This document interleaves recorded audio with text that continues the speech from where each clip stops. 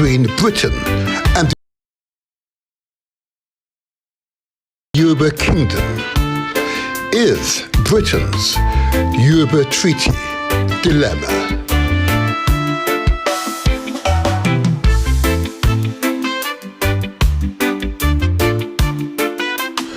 Great Yoruba Kingdoms. The 1888 treaty between Britain and the Alaafin of Oyo, signed on behalf of the Yoruba Kingdom. In the UK, it is the government that negotiates and signs treaties. Once signed, the document must be scrutinised by Parliament to confirm that the UK agrees to be bound by it. The treaty, which was negotiated for the Crown and signed on the Crown's behalf on the 23rd of July 1888, was ratified by the Crown on the 16th of June 1890.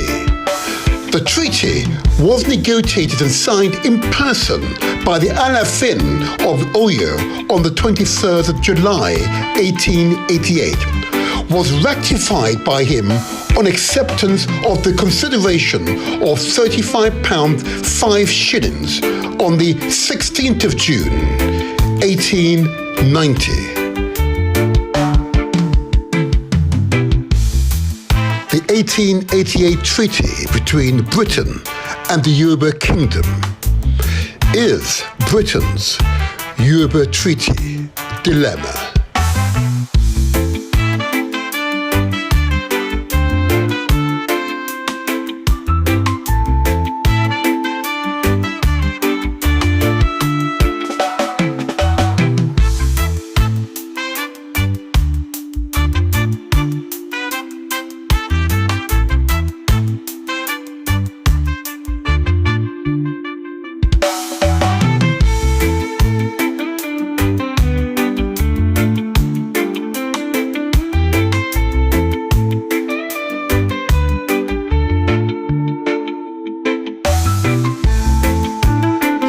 Great Yoruba Kingdoms. The 1888 treaty between Britain and the Alaafin of Oyo, signed on behalf of the Yoruba Kingdom.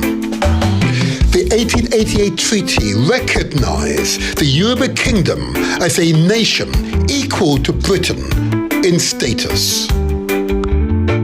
What follows are direct quotes from the 1888 treaty between Britain and the Alaafin of Oyo, signed on behalf of the Yoruba Kingdom. Direct quotes.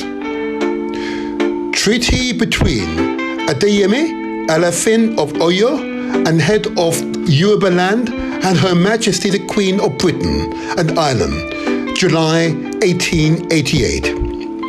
I, Adeyemi, Alaafin of Oyo, and head of the Yoruba land, the four corners of which are, and have been from time immemorial, known as Igba, Ketu, Yiba, and Oyo, embracing within its area that inhabited by all Yoruba-speaking people, being desirous of entering into and maintaining forever friendly relations with the subjects of Her Majesty the Queen of Britain and Ireland, and of developing the resources of Yoruba by means of legitimate trade with the subjects of Her Majesty and those under her protection, or who may thereafter come under her protection, and in gratitude for what the Queen has at so much expense and risk to life done from time to time for my country, have at this day at the city of Oyo, in the presence of witnesses, declared my intention of abiding by the following articles.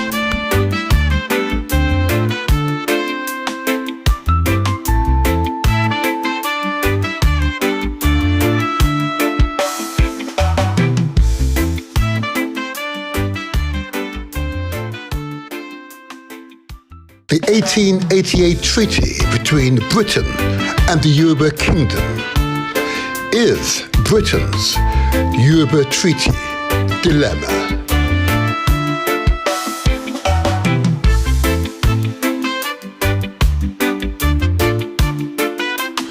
Great Yoruba Kingdoms. The 1888 treaty between Britain and the Alaafin of Oyo, signed on behalf of the Yoruba Kingdom.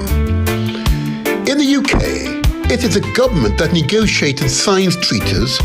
Once signed, the document must be scrutinised by Parliament to confirm that the UK agrees to be bound by it.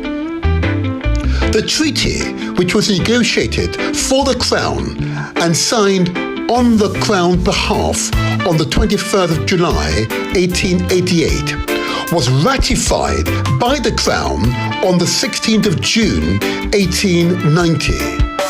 The treaty was negotiated and signed in person by the Alaafin of Oyo on the 23rd of July 1888, was ratified by him on acceptance of the consideration of £35 5 shillings on the 16th of June 1890.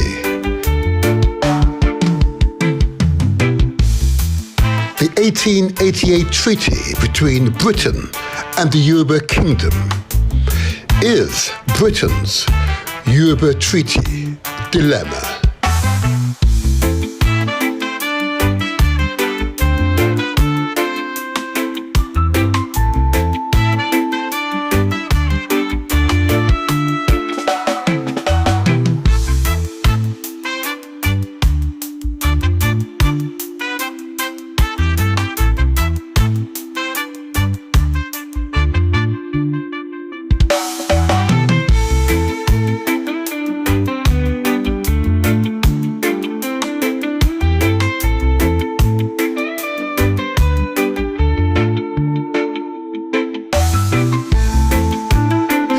Great Yoruba Kingdoms. The 1888 treaty between Britain and the Alaafin of Oyo, signed on behalf of the Yoruba Kingdom.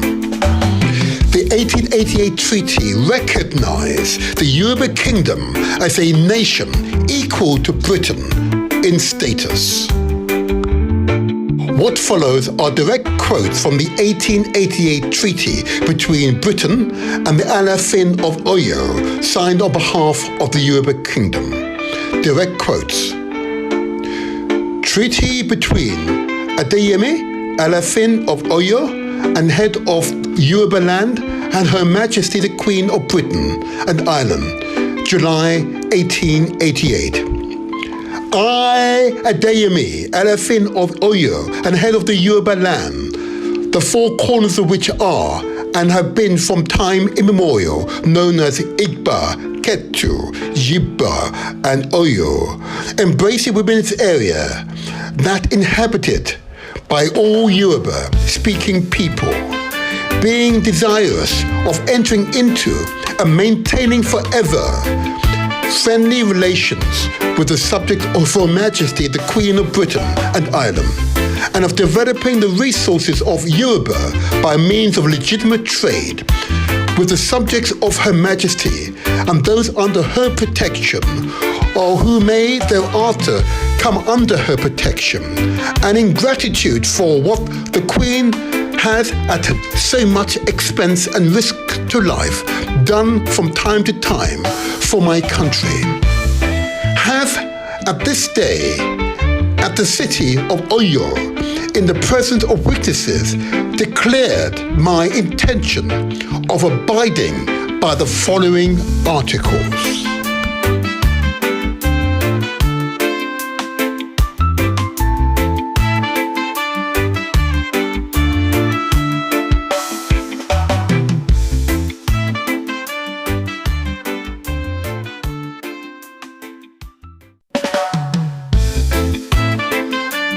The 1888 treaty between Britain and the Yoruba Kingdom is Britain's Yoruba Treaty dilemma.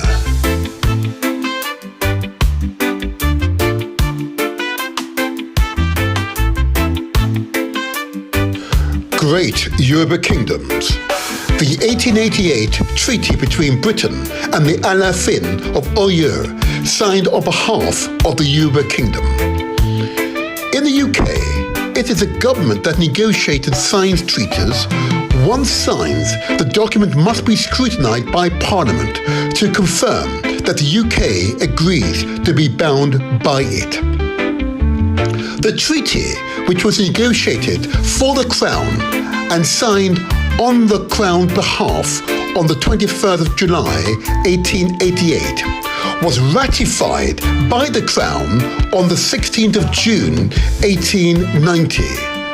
The treaty was negotiated and signed in person by the Alafin of Oyo on the 23rd of July 1888, was ratified by him on acceptance of the consideration of £35 5 on the 16th of June 1890.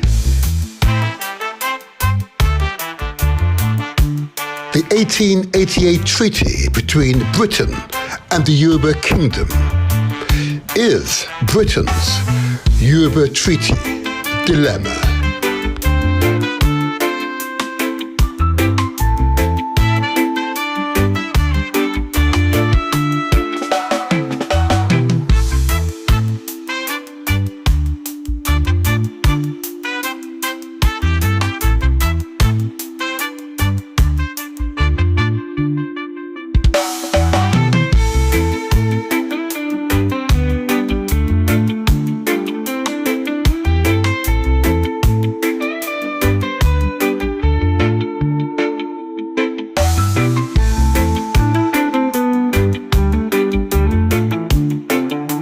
Great Yoruba Kingdoms. The 1888 treaty between Britain and the Alafin of Oyo, signed on behalf of the Yoruba Kingdom.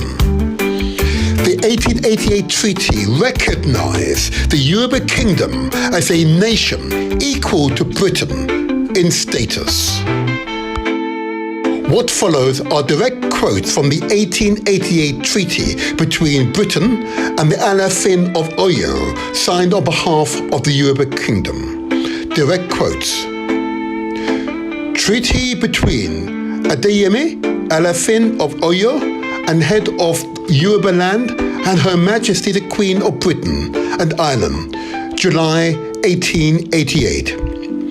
I, Adeyemi, Alafin of Oyo, and head of the Yoruba land, the four corners of which are, and have been from time immemorial, known as Igba, Ketu, Yiba, and Oyo, embracing within its area that inhabited by all Yoruba-speaking people, being desirous of entering into and maintaining forever friendly relations with the subject of Her Majesty the Queen of Britain and Ireland, and of developing the resources of Yoruba by means of legitimate trade with the subjects of Her Majesty and those under her protection, or who may thereafter come under her protection, and in gratitude for what the Queen has at so much expense and risk to life done from time to time for my country, have at this day at the city of Oyo, in the presence of witnesses, declared my intention of abiding by the following articles.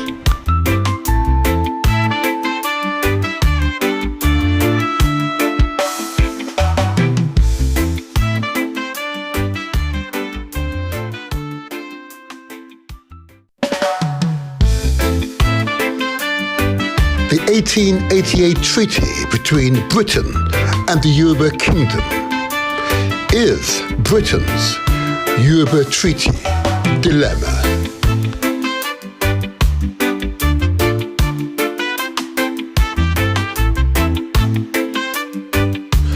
Great Yoruba Kingdoms. The 1888 treaty between Britain and the Alafin of Oyo, signed on behalf of the Yoruba Kingdom. In the UK, it is a government that negotiates and signs treaties. Once signed, the document must be scrutinised by Parliament to confirm that the UK agrees to be bound by it. The treaty, which was negotiated for the Crown and signed on the Crown behalf on the 23rd of July 1888, was ratified by the Crown on the 16th of June 1890. The treaty was negotiated and signed in person by the Alafin of Oyo on the 23rd of July 1888, was ratified by him on acceptance of the consideration of £35 5 on the 16th of June 1890. The 1888 treaty between Britain and the Yoruba Kingdom is Britain's Yoruba Treaty dilemma.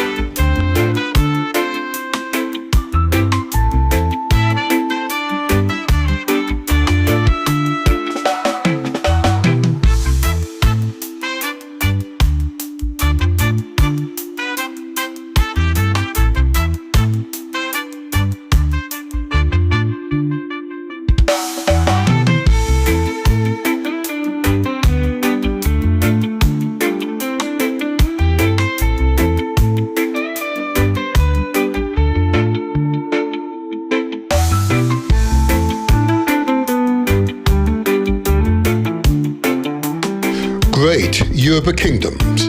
The 1888 treaty between Britain and the Alafin of Oyo, signed on behalf of the Yoruba Kingdom.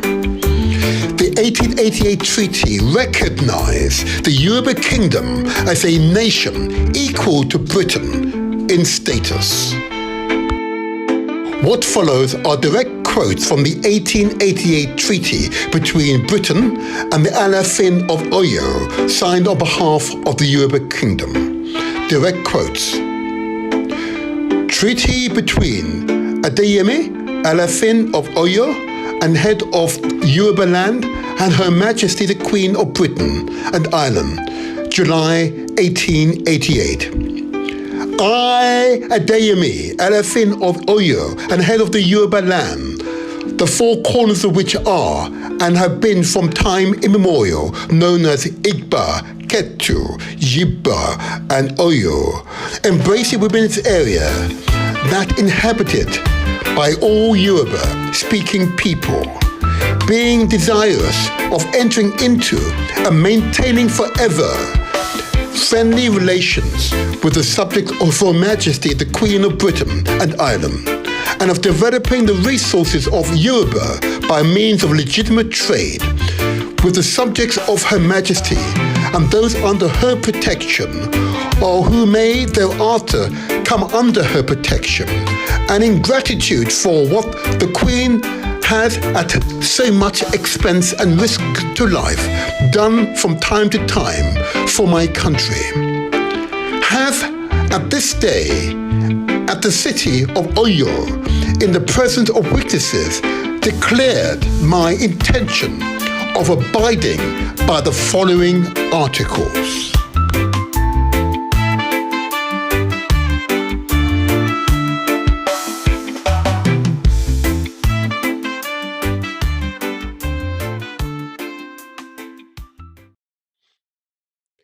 Yes, yes, yes. It will be an exciting podcast. This is the motivator here.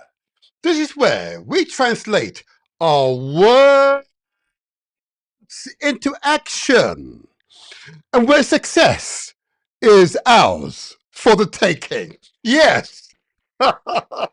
Yes. Yes. Yes. Oh, yeah. That's right. Later on in this podcast, we're going to have leading members of Britain's Yoruba community speak out on the Motivator Show about their treaty with Britain, which recognised the Yoruba Kingdom as an independent state. And for all intents and purposes, based upon the evidence that I've seen, that treaty is in force right now. Oh yeah, give us what, for 40 minutes or so, and we'll have them here in the studio speaking directly to demotivator. Look, I hope you're feeling good. I hope you're taking care of yourself. I hope you're feeling alive. Yeah? The sun is out here in London and I'm feeling good. I'm feeling fantastic. This has been a tremendous year, a truly tremendous year.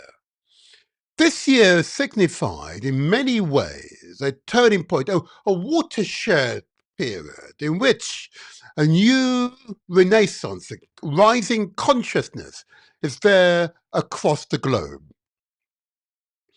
This chappie in Washington is setting the stage for that dramatic change across the globe, whether consciously or indeed unconsciously. Oh yeah, absolutely. Change is a must. It's a necessary piece of our survival as a species, I assert. But I don't want to digress. I want to focus on the Motivator Show and why you're here today. I want to give a big thumbs up before I begin, of course, to the people of Burkina Faso. Yeah, I want to give a big thumbs up to you all and thank those national leaders here in Britain and indeed the special advisor to His Excellency, President Ibrahim Traoré of Burkina Faso, for their contribution to our last podcast, which most certainly has created waves. Okay? I'm heartened by your feedback. I'm heartened by your comments. I'm heartened that you intend not to simply passively receive information, that you will use that information to improve yourself, your family, your community, and indeed your nations. I'm heartened that the Motivator Show is part of that wind of change, improvement, upliftment for all humanity, and most certainly for people of African ascent. It is so true. So I'm really pleased and thank you. Thank you for responding. I hear you, I hear you, I hear you. Well done, well done. Thank you. And we'll have more in our next podcast, which is the backwash, as it were, to the last podcast. Because we intend to follow through, to translate our words into action. Because success is ours for the taking. Because in unity is strength.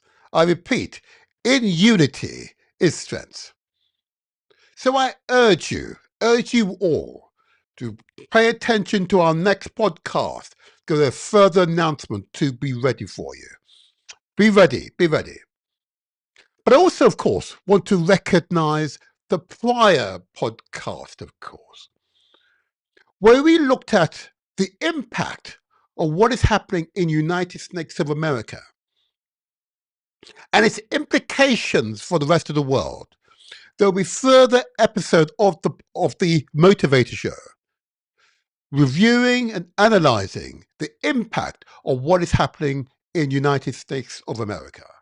It's very important that we pay attention to what happens in that country. Very important, very important. So watch this space and the more will be revealed.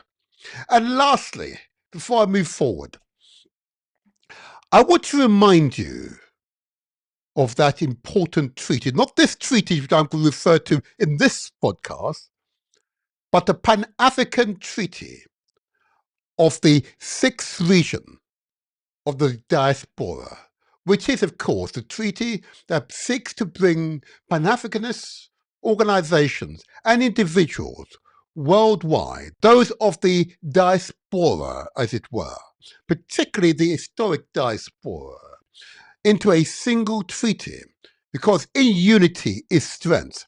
I know those words are uttered frequently here, but they have meaning, they have significance, and they are indeed powerful. In unity is strength. Overcoming interpersonal, inter-ego issues is wonderful, I assert.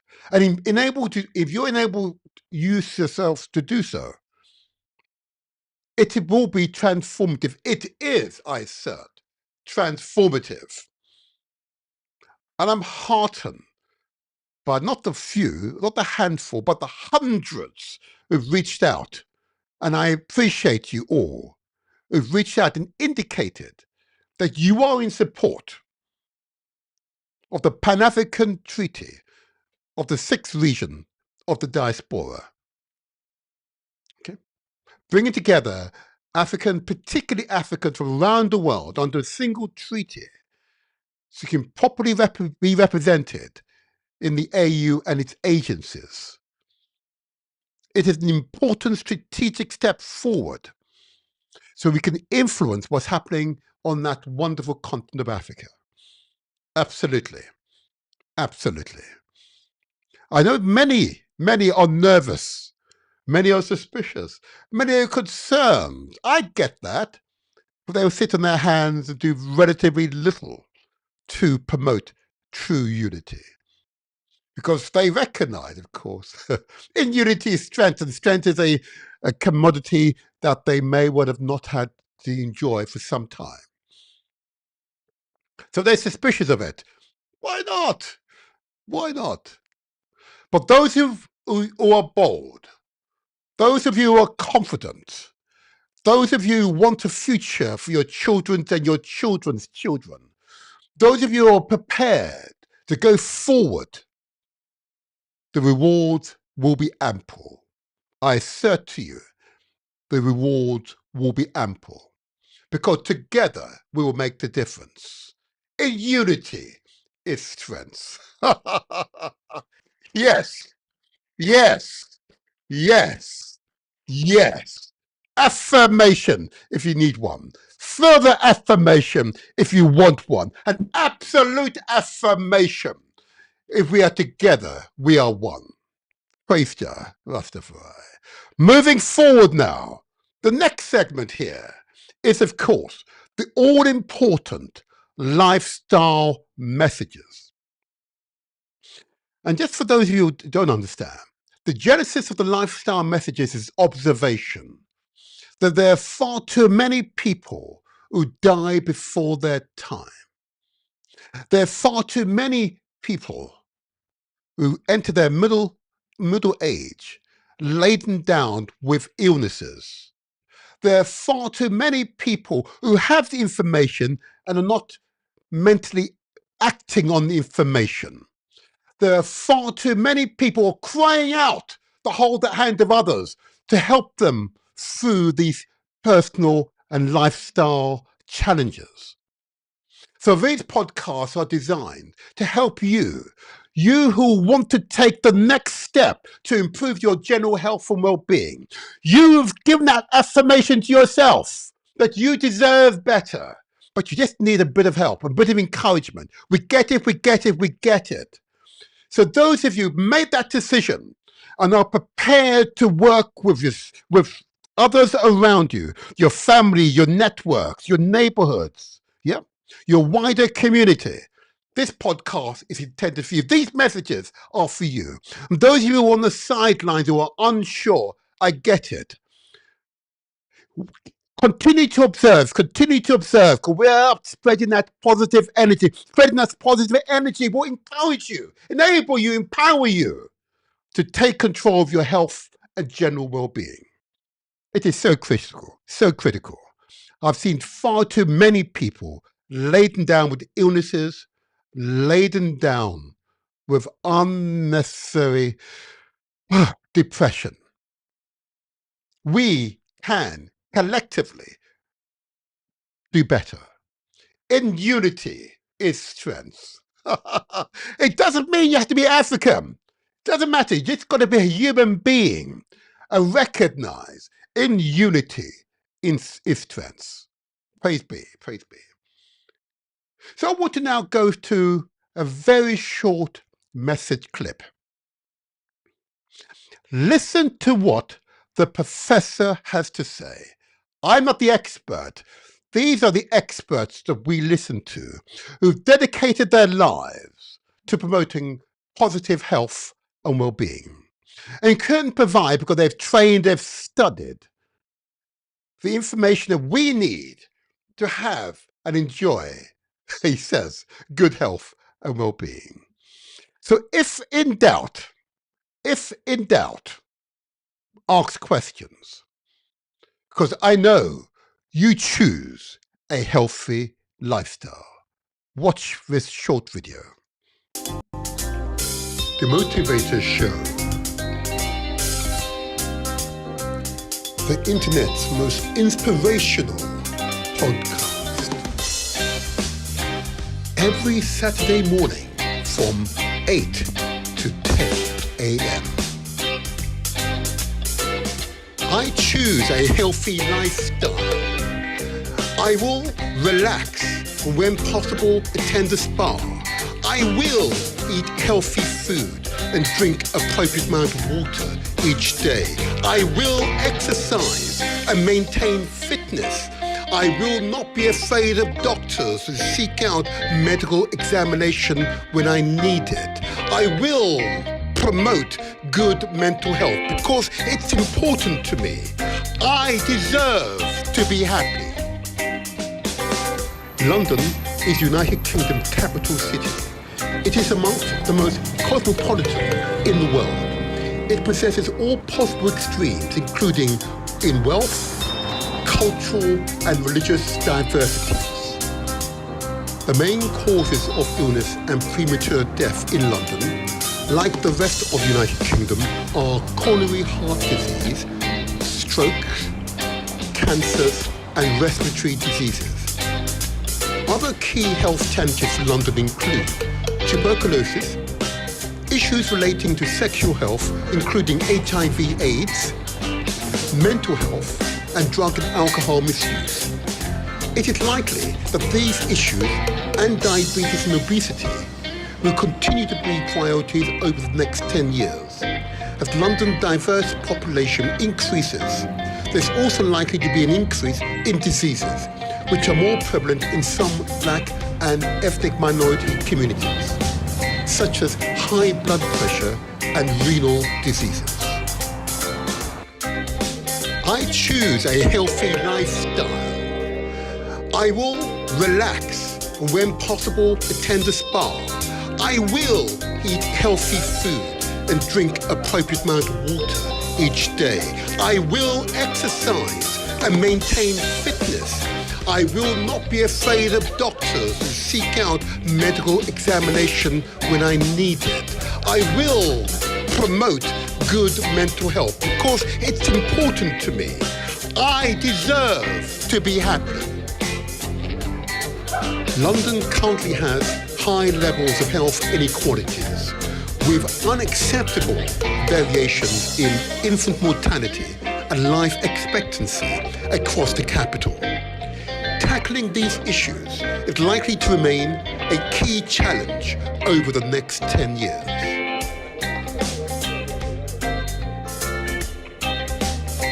London is United Kingdom's capital city.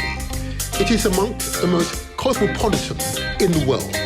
It possesses all possible extremes, including in wealth, cultural and religious diversities. The causes of health inequalities are similar to those that determine health in general, including, for example, housing conditions, employment opportunities, environmental factors such as pollution, the amount of exercise undertaken, one's diet and smoking, and access to health services. I choose a healthy lifestyle. I will relax and when possible attend a spa. I will eat healthy food and drink appropriate amount of water each day. I will exercise and maintain fitness. I will not be afraid of doctors and seek out medical examination when I need it. I will promote good mental health because it's important to me. I deserve to be happy. Public health priorities. Life expectancy is stalling and health inequalities are widening. After a century of increases, the decades prior to COVID-19 pandemic saw improvement in life expectancy amongst the UK population stall. For some, these improvements went into reverse. Between 2010 and 2012 and 2016 and 2018, life expectancy among women living in the most deprived 10% of areas of England fell, with the largest increases in the North East. The diseases now most prevalent within the communities include diabetes, high blood pressure, heart conditions, cardiovascular diseases, lung disease, cancers, and obesity.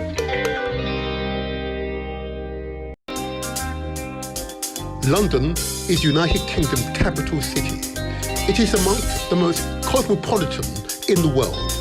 It possesses all possible extremes, including in wealth, cultural and religious diversities. Professor Kevin Fenton, CBE. Kevin Fenton is the president of the Faculty of Public Health. He's also a senior public health expert and infectious disease epidemiologist who has worked in a variety of public health executive leadership roles across government and academia in the United Kingdom and internationally. His specialist interests are in tackling health inequalities, infectious disease prevention and control, climate justice, and urban health. Professor Fenton is the Regional Director for London in the Office for Health Improvement and Disparities within the Department of Health and Social Care. Within this role, he's also the Statutory Public Health Advisor to the Mayor of London and the Greater London Authority, and the Regional Director of Public Health for NHS London. He is also the Government Chief Advisor on HIV and Chair of the HIV Action Plan Implementation Steering Group for England. Professor Kevin Fenton says, I'm a public health director. Here are 5 things you can do to improve your health. 1. Mindful and balanced eating. Nourish wisely. Eat whole, balanced meals with awareness to support energy and well-being.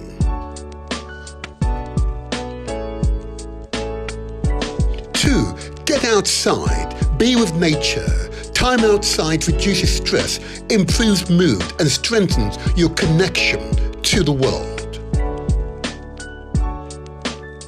3. Stay curious, stay engaged, explore new interests, keep your mind sharp, build social contacts, and boost your happiness. 4. Get active, move it or lose it. Move daily, lift weight, and do cardio. Exercise, improve physical, mental, mood, and energy. 5. Prioritize rest and sleep. Disconnect, rest. Quality sleep supports mental clarity, emotional balance, and overall health. I choose a healthy lifestyle. I will relax and when possible attend a spa. I will eat healthy food and drink appropriate amount of water each day. I will exercise and maintain fitness. I will not be afraid of doctors and seek out medical examination when I need it. I will promote good mental health because it's important to me. I deserve to be happy. Traditional medicine. You deserve to be happy. I say again, you deserve to be happy. You deserve to be happy. Good physical, mental, and spiritual health is an integral part of who we are as human beings. And what I'm heartened by is the numbers of our audience, regardless of your ethnicity, who've responded positively to our messages, who've understood that yes, you can go fast, you can do it by yourself, absolutely. But if you want to go far, if you want to go far into the future, if you want to go far in a meaningful way, we do it together.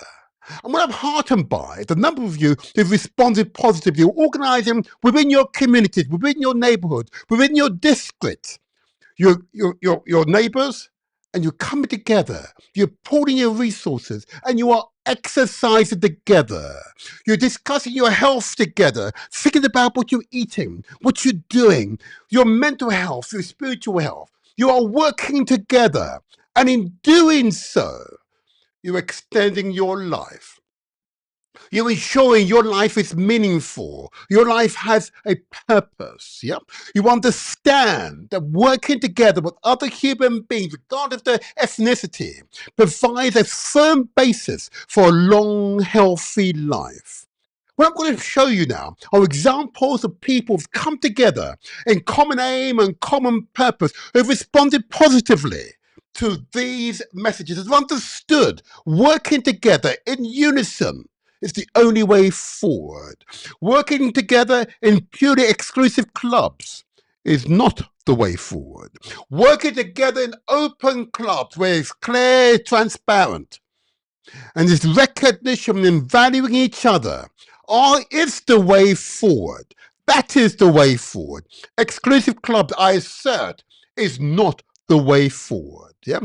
Open clubs, transparent clubs are the way forward, where you pool your resources to declare what you've raised for the common good.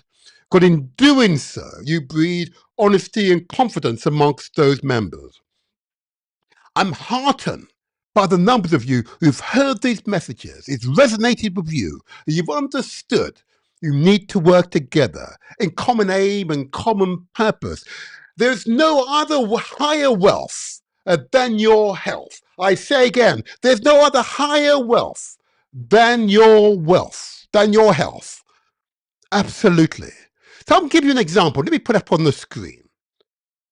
These are people who've come together in common aim and common purpose. Watch them exercise. These are ordinary people. Some are quite large, some are quite thin. Some have not exercised for years, but they exercise together because they understand working together is the only way forward.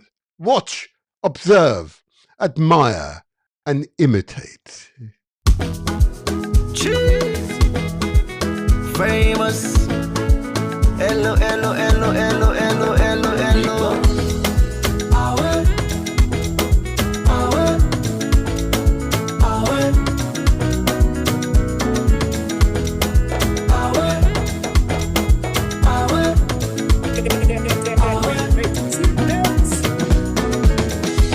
You get one life on leave, me self get one life on leave.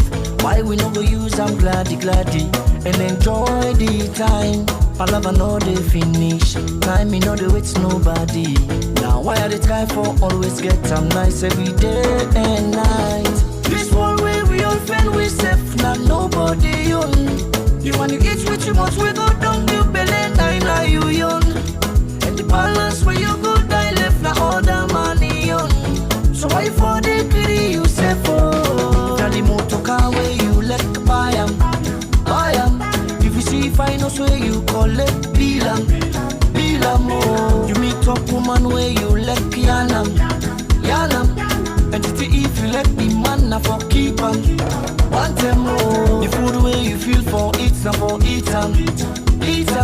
That fine la power you let na for buy am. See them exercising? They've come together in common aim and common purpose. Understanding exercise together is far more effective than doing it alone. We are never actually alone, but a state of mind. There you are, look at them. They've come together, common aim and common purpose. You even see children there, inculcating good habits in the children. That's got to be the way forward. Yes.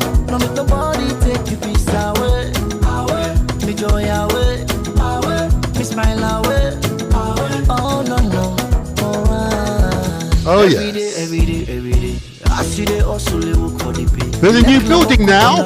We can have a new video shortly from them. Oh my gosh. The numbers have quadrupled many times over now. Brilliant. Oh, yeah. Nobody on. You want to eat what you want, we go down your belly, now you young. And the balance where you go die left, now all the money on. Oh, wow, look at that, huh? You say for the motor car where you let buy 'em. If you see finance where you call it, deal 'em. Oh. You meet top woman where you let piano. Have you exercised already this morning?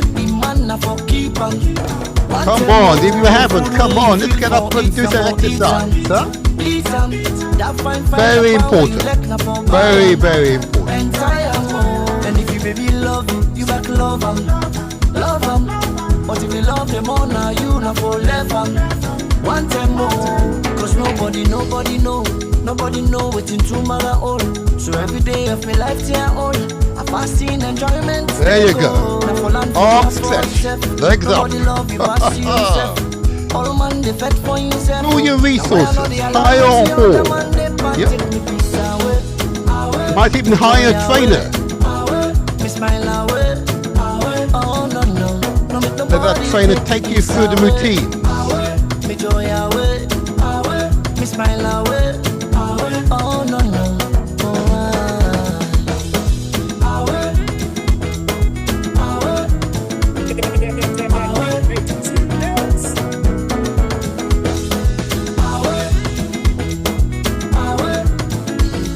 There you go.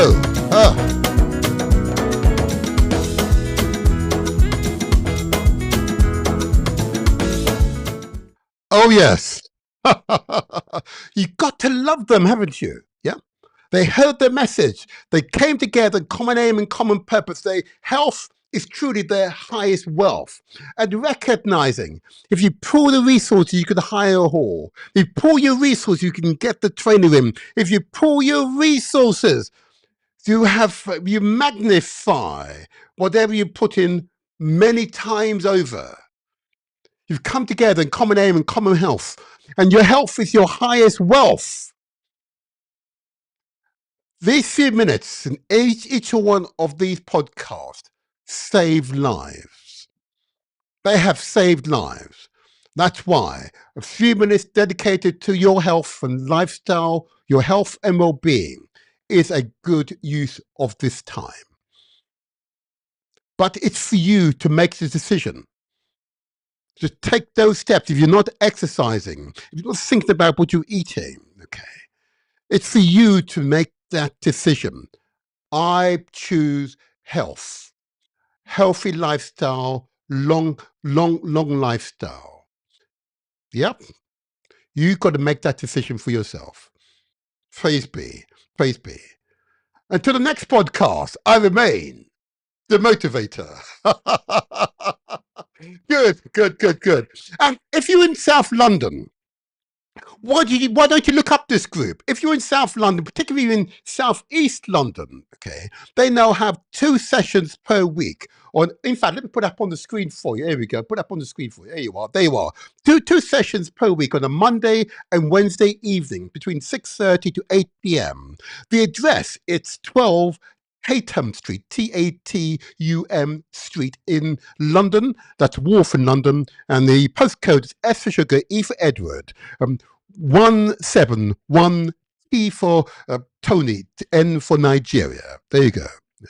Yeah. And if you wish to reach out to them by email, it's countdown0405 at gmail.com, or you can speak to them directly. If in the UK, it's 07960 803 588. I commend this organization, the Countdown organization, to you.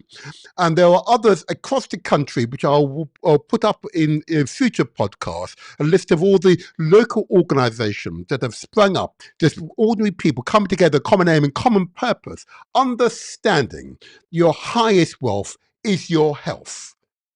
Your highest wealth is your health. Well done, you all. Well done, you all. Well done to everyone who's responded to these messages. Well done. Well done.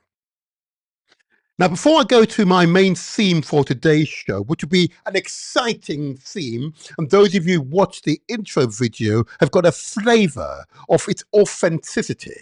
Absolutely. This will be truly an inspirational podcast. There are a few quick announcements I want to make, really just bring a few issues to your attention. Announcements which I know you will recognize. But first of all, before I say this, if you're on YouTube and you're watching us and you haven't subscribed, can I just ask you to do that? Why not? Why don't you do that? Or at least press the like button if the content meets with your satisfaction. Subscribe, it's free. There's no charge to yourself. Okay. I just want to wish you and encourage you to do so. Okay. Secondly, many of you will be aware that I've been championing and encouraging, particularly those who live in the UK, but those in the so-called Commonwealth who've been affected by the Windrush scandal. I wish to urge you to obtain legal advice. Okay, I wish to urge you to do so. And put it on the screen. You recall those legal eagles we had here in the Motivator Show last year. We'll get them in at some point this year as well, really to talk about what is progress since we last talked about these subjects. It's important. If you're affected by the Windrush scandal and haven't yet come forward for legal advice, I urge you to do so. They're based at 58 Bank Street in the West Midlands here in Britain, and the postcode is WV148PD. Their email address, it's info@windrushlegaladviceclinic.com. I repeat, info@windrushlegaladviceclinic.com. And if you're in the UK, the number to call, it's 01. If you're overseas, it's +44, then followed by the number 1-902-382-542. Okay, I urge you to reach out to them. They are an excellent, outstanding group of people. They're there to provide legal advice to you, and I'm assuring you, you will not be disappointed. Okay, I just want to put that on the screen for you. The second quick announcement I would wish to make, and I know you will understand this particular announcement. You recall only a few podcasts ago, I had the Councillor Naima Ali, the Mayor of Southwark here in London, our local mayor, an outstanding mayor, someone from Africa, from a country in which they practice FGM. She herself is an FGM survivor, which stands for female genital mutilation. Okay. And I know there are tens of thousands of you out there who've been so affected. But the reasons for the practice, we will get to in a future podcast. I'm preparing a panel, okay? A panel of those who are primarily supporters of the practice, I might add, okay? But more importantly, those who are affected, those women in particular, who are going through the pain and degradation of having parts of their body mutilated in this way and have suffered the consequences. The Mayor of Southwark is here to support you. Okay, I'm going to put it on the screen. As I mentioned, Naima Ali, the Mayor of Southwark, is the founder of Unshackled Duma. The email address is unshackledduma followed by digit 2 @gmail.com. And just to emphasize, Unshackled Duma is a Southwark-based organisation. Southwark is a borough in London that empowers women and girls, particularly from Black, Asian, and minority ethnic communities, of course, Muslim communities here in Britain. The organisation focuses on promoting self-empowerment, autonomy, and advocacy, with a strong emphasis on combating female genital mutilation, FGM. It raises awareness about FGM's harmful effects, supports survivors, and works toward eradicating the practice. I say again, work toward eradicating the practice. I'm confident if the men fully understood the real implications for the women. Okay, and gosh, I've been fortunate that some women have spoken to me and shared with me the most horrifying stories, account of their experience. I am astonished. This is a practice that human beings would continue with. I am astonished. Anyway, there you are. It is a subject we will need to return to, because it's not one I'm going to let go. We've got to pursue this one. It is absolutely important. Absolutely important. Then my last announcement, and Many of you, particularly of African ascent, will recognize this one that I relayed in my previous podcast, my genetic heritage, my genetic heritage. As a result of getting my DNA profile, okay, and in doing so, I was able to reaffirm, if it needed to be reaffirming, okay, my connection with Africa. I'm a member of the so-called historic diaspora. Yeah, yeah, it is true. Okay. And as a result, there's much that was taken away from me. And there are tens of millions of us, forgive me, hundreds of millions of us out there across the globe. Okay. Hundreds of millions. Okay. This is why that treaty is so important to bring us into a single format. Okay. But if you haven't yet uh, profiled your actual genetic material so you can identify your actual heritage and you're of African ascent. I'm going to put it on the screen. This is what I've been asked to do. Go to AfricanAncestry.com. They will not simply profile the region you come from, they were able to profile the peoples that you come from. There's a big difference, an enormous difference, a significant difference. Okay. And once I was able to verify beyond doubt my true heritage, oh my gosh, that was truly transformational. You know, I'm a pretty positive guy all round. I am now hyper positive now. I know the people that I directly ascended from. Praise Jah, Rastafari. Absolutely, absolutely. A powerful piece of information. I recommend, I commend AfricanAncestry.com to you. And you recall we had the leaders of African Ancestry here on the Motivator Show, and they were an outstanding guest. Absolutely outstanding guest. And I thank them. I thank them. I now need to prepare now for the theme for today's show. Okay. It's a really important one because it's part of that historic legacy, the unfinished business, details which we really need to pay attention. Okay. Really need to pay attention. But I'm reminded of a guest we had here not too long ago, of course, the paramount chief of the Herero people in Namibia. Okay. And he was able to recite to us the first genocide of the 20th century, okay, was by the Germans against the Herero people of Namibia. More than 80% of that population were decimated by the Germans. 80%, forgive me, more than 80%. Can you imagine a genocide? And as a result, it had left long-lasting scars on those peoples. Some were widely dispersed. Yeah. Some even lost their heritage. Many lost their family members. Every family was affected. And his campaign, to which we absolutely wish to give support to, is for reparations from the German government for what had happened to them.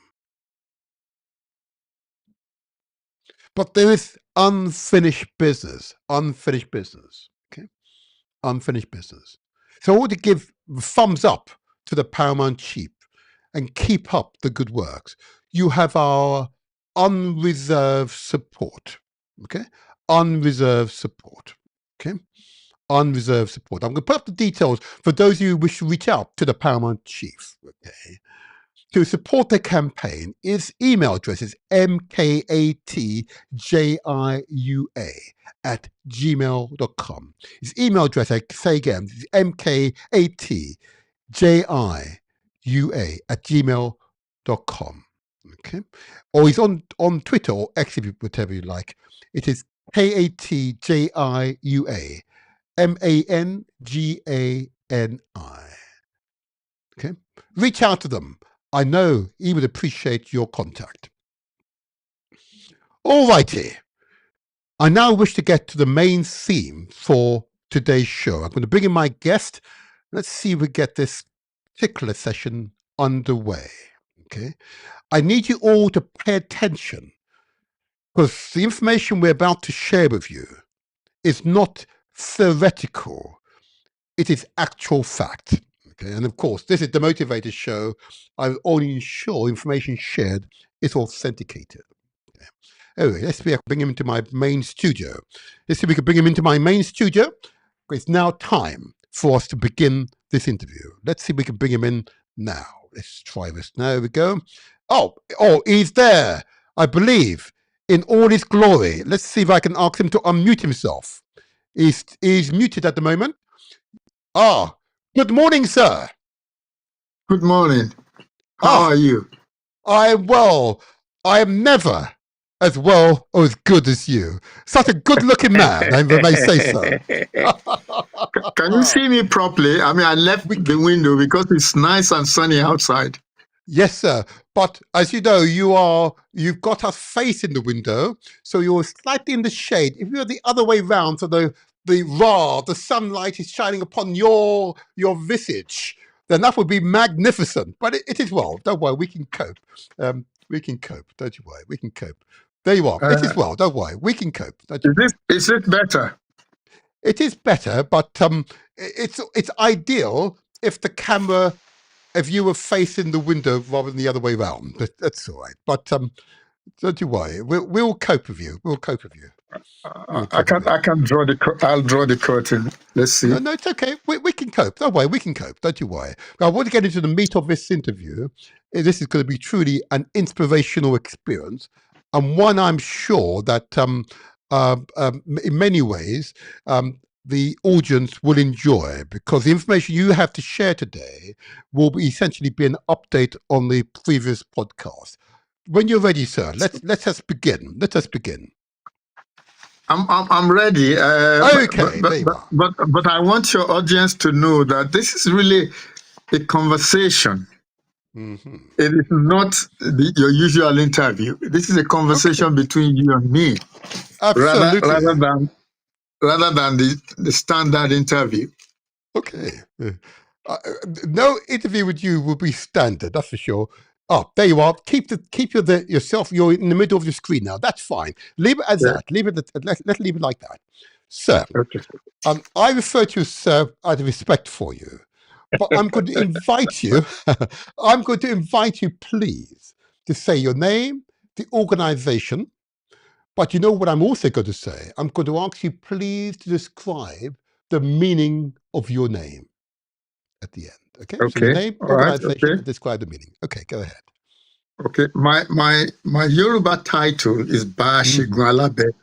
That is, if you like, master surgeon. Baashigualabe. I am a retired orthopedic surgeon. And Olushola means that it is the Lord that makes wealth. Olushola Oni. Oni means today. So that's it in a nutshell. I am a retired orthopedic surgeon. In addition to that, I have a qualification in law, but I'm not a lawyer. I have sat at tribunals for many, many years in the UK. In fact, I used to be a member of the General Medical Council, sitting on doctors who have made mistakes and so on and so forth. And I used to sit with judges in tribunals. That's why they used to call us, what they call us again? I can't remember the name now. Judicial office holder, they called us. Yes. But I am not a lawyer. I need to stress that, because although what I write sometimes reads lawyerly, but I am not a lawyer. Nevertheless, people, he says that he's absolutely competent on legal matters. That's for sure. Go ahead, sir. Go ahead. Now, I am the leader and the founder of the Yoruba Party in the UK. We registered this party last year, 13th of February, 2024. And the intention of the party was to provide political voice for the UK Yoruba community. That was the idea, that we, not just Yoruba, Black people in general in this country, we seem to be, I need to choose my words carefully here, not to insult us. We seem to be timid. And therefore I felt that we needed a voice so that we can channel all our energy through that voice. And that was the purpose of setting up the Yoruba Party. Understood. Now, it was deliberately called Yoruba Party. It was deliberately a Yoruba ethnic political party. It was deliberate. I won't go into it so that people don't think I'm just a typical arrogant Yoruba man. Confident Yoruba man. A competent Yoruba man. That's what you are. But the one of the reasons for doing that is this fighting for this sort of treaty, that sort of thing that we're talking about. One of the reasons for doing that is that the members of the Yoruba Party are the inheritors of Yoruba legacy. I don't know if I'll make that clear. So, and by their membership of the party, they have conferred that inheritance to the Yoruba Party. And therefore, the Yoruba Party as their party has the legal authority as heir to the Yoruba legacy. Understood, yes. And as a purely Yoruba ethnic political party, it means that we are a legal authority, and we are authorized to advocate for and represent the Yoruba people. Not just in the UK, although we are registered in the UK, but elsewhere in the world, and under all circumstances. Understood. So that Yoruba-ness, the fact that it is registered, sets us apart from cultural organizations and things like that. That we are a legal entity, we're a political party, the same as the Conservative Party or the Labour Party or the Reform Party. We are the same level. So that sets us. So I thought perhaps it was important to let people know how important it is, the Yoruba Party in the UK. Understood. Yes, understood. Okay. It is understood, and I understand the underlying rationale for establishing the party and gaining members, which are, of course, ethnic Yoruba people. That's understood. Understood. And the rationale why you're therefore able legally to represent that community and therefore ensure it has a voice, particularly where power and influence is being wielded. Without a shadow of a doubt, there's a rationale which I completely understand. Okay, it doesn't mean that you are at complete variance from the main national parties. What you want to ensure is that Yoruba people have a voice, you're heard and responded to. And that is quite reasonable, if I may say so. That's quite reasonable. But I want to take this further. It is well. I want to take this further, and it's important as you describe your name, and you say with that pride that I see. Okay, and I want to keep resonating that pride that I see in you, and having had the opportunity to research, better understand the Yoruba people. Oh my gosh, you have a great deal to be prideful. Absolutely, absolutely. But the whole purpose of today's show, of course, today's podcast, is to inform, to empower, to motivate people to support your primary goals. Okay. So my first question, here we go. Can you just summarize, because there is a lot of the facts supporting the claim asserted by the United Kingdom Yoruba Party that the treaty, the 1888 treaty, details agreed and bound by the United Kingdom and the Yoruba Kingdom is still active? What are the facts that supported that assertion? Okay. I think the first thing to do is to actually briefly just summarize how the treaty came about. Absolutely. Please do. Please do. On the 23rd of May, 1888, Britain asked Yoruba land for a treaty. They asked, let's be clear, oh, yes, Britain. They in other words, the monarch, Britain, therefore the monarch, asks the monarch, in this case, the Alafin Alafin, thank you, of the Yoruba kingdom, which is equivalent to the monarch. The British monarch asks the Yoruba monarch for a treaty. I think that's the important point. Now, I'm emphasizing it because it's important to understand that as a starting point. Go ahead. Yes. And it's written. This is not word of mouth. There's actually a written letter asking for a treaty from the Alafin. Okay? And then on the 23rd of July, the Queen of England, okay, the Queen representing Britain, and the Alafin representing Yoruba land, signed this treaty. Forgive me interrupting again. Let me clear. Yeah. When you say the Queen, we don't mean this most recent Queen Elizabeth II. We mean it's Queen Victoria. Queen Victoria was Queen at Victoria. the time the monarch. There you are. Yes. Queen Victoria. Go ahead. That's right. So they signed this treaty. All right. It's a non-session treaty. That is, the monarch recognized the territorial integrity of Yoruba land. Yes. Okay, so it's a non-session treaty. Yes. And informed the Alafin that Britain does not desire a single yard of Yoruba land. So we don't want your land. We are not going to take your land. All right. So it was a non-session treaty. Right. It was also a treaty of friendship. Yes. And a treaty of preferential trade. And I think it is important to understand that preferential bit. And the intention of the treaty was to develop Yoruba land. Yes. The treaty actually specifically stated that.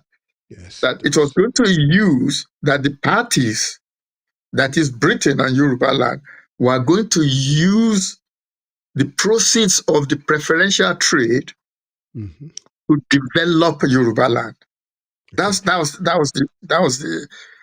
And then on the 16th of June, 1890, Queen Victoria, the same queen we are talking about, the queen that initiated the treaty, the queen that signed the treaty, now on the 16th of June, 1890, ratified the treaty.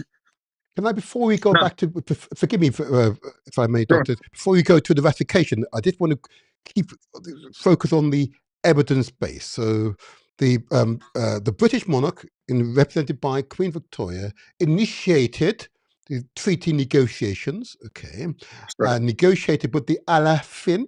And I'm realizing that, of course, now I understand the Yoruba language better, that it's a tonal language, therefore I need to pronounce it correctly. Otherwise, I I get it, don't you worry. That's fine. Alafin, okay. Representing the Yoruba king, the Yoruba people, entered into negotiation and eventually resolved what was essentially the British monarch recognizing the Yoruba kingdom boundaries. Okay, in other words, many of the states we now have are the boundaries of the Yoruba kingdom, and it's detailed. And I detailed it in our intro video, the details of the various states which are included. Secondly, they want to ensure safe passage of those British subjects under the protection of the British monarch. Want to ensure safe passage through Yoruba land, and thirdly, preferential trade treatment. In other words, they're given British subjects, British traders are given preferential treatment, first right of refusal on trading opportunities. Yep. Okay. That's right. Fourthly, that there's a non-aggression, as you say, succession agreement. In other words, there's no, as you say, there's no desire to take over the land. This is a friendship agreement. This is mutual friendship because there's a recognition both by the British monarch and indeed the Alafin that both kingdoms, because the United Kingdom is called a kingdom. We say Britain. right. Yep. We say Britain sometimes, but often we say UK. We mean United Kingdom. In case of That's this right. particular kingdom, it is England, That's right. Scotland, That's right. Wales, and Northern That's right. Ireland. It's a kingdom Well, in fact, meeting. then it was Ireland. The South Ireland, this is hadn't true. gone. Forgive me, sir. Forgive me. He's a greater mind than I. You're quite right. It was Ireland, because the 10 counties right. hadn't yet broke away. But thank you for that absolute correction. One kingdom speaking to another kingdom, one monarch speaking to another monarch, and entering into an agreement. They're equal. They're That's the right. same level. There's no disparity in terms of who's more senior. No, There's a no, recognition that these were equal parties. And this that's treaty right. was friendship, trade, recognizing mutual borders, and That's right. both mutually agreeing that there will be That's right. fair trade, preferential trade That's between right. the two. Praise That's be, right. praise be. And Go ahead. the importance of the trade. Okay. Mm-hmm. Remember what I said? It was Yes. intended to develop Yoruba land. Yes. And it is clear from the article. I can't remember whether it's articles 2 and 3, where it actually says that the Yoruba were going to impose tariffs. I know tariffs are very topical at the minute, but in fact, in the treaty, the British agreed for the Yoruba to levy treaties on British goods. Tariff or treaties? No, tariffs. Oh, tariffs, right. Levy tariffs. Right. Well, it's the same as duties and imposts and so on and so forth. But the British agreed that the Yoruba will levy on their traders tariffs. Right. Wow. So remember, the idea of the preferential trade was to develop Yoruba land. And you're not going to do that if the Yoruba are not imposing taxes on you. Absolutely. There you go. So the treaty was so comprehensive between two nations, entirely comprehensive. I know it's all about free trade, but the intention of that trade was to develop Yoruba land. If I may ask you, Doctor, was a time frame put on it? In other words, the treaty would last for a particular period, or is the treaty, you assert, and I believe I've read it now, in perpetuity? So that's an important question. You tell me. Right. What is it? What's the status? Articles 4, 5, and 6 are specific. They indicate that the parties committed themselves to eternal obligation. Not today. It's a forever obligation. Wow. There's absolutely no end to this treaty at all. They agreed that this treaty was indefinitely binding on them and that it was continuing into perpetuity. There's no end to it. Wow. The treaty does not have an end point. It does not have any way of withdrawing from it. It does not have anything to allow you to terminate it. Wow. So Britain has entered this kind of treaty before. I mean, there's a treaty. I think the oldest treaty of friendship that Britain has was with Portugal. Don't quote me directly on the date on this, but I think it's 1373. Okay. You know, I'm trying to remember this from memory. I'll look it up. Don't you worry. I'll look it up. That's a treaty of friendship between Britain and Portugal, the Anglo-Portuguese treaty, which I think is 1373, makes it the oldest friendship treaty that England had. So it is not at all surprising that this is a similar treaty, which is into perpetuity. Okay. All right. Okay, so this is interesting. Well, that's pretty clear.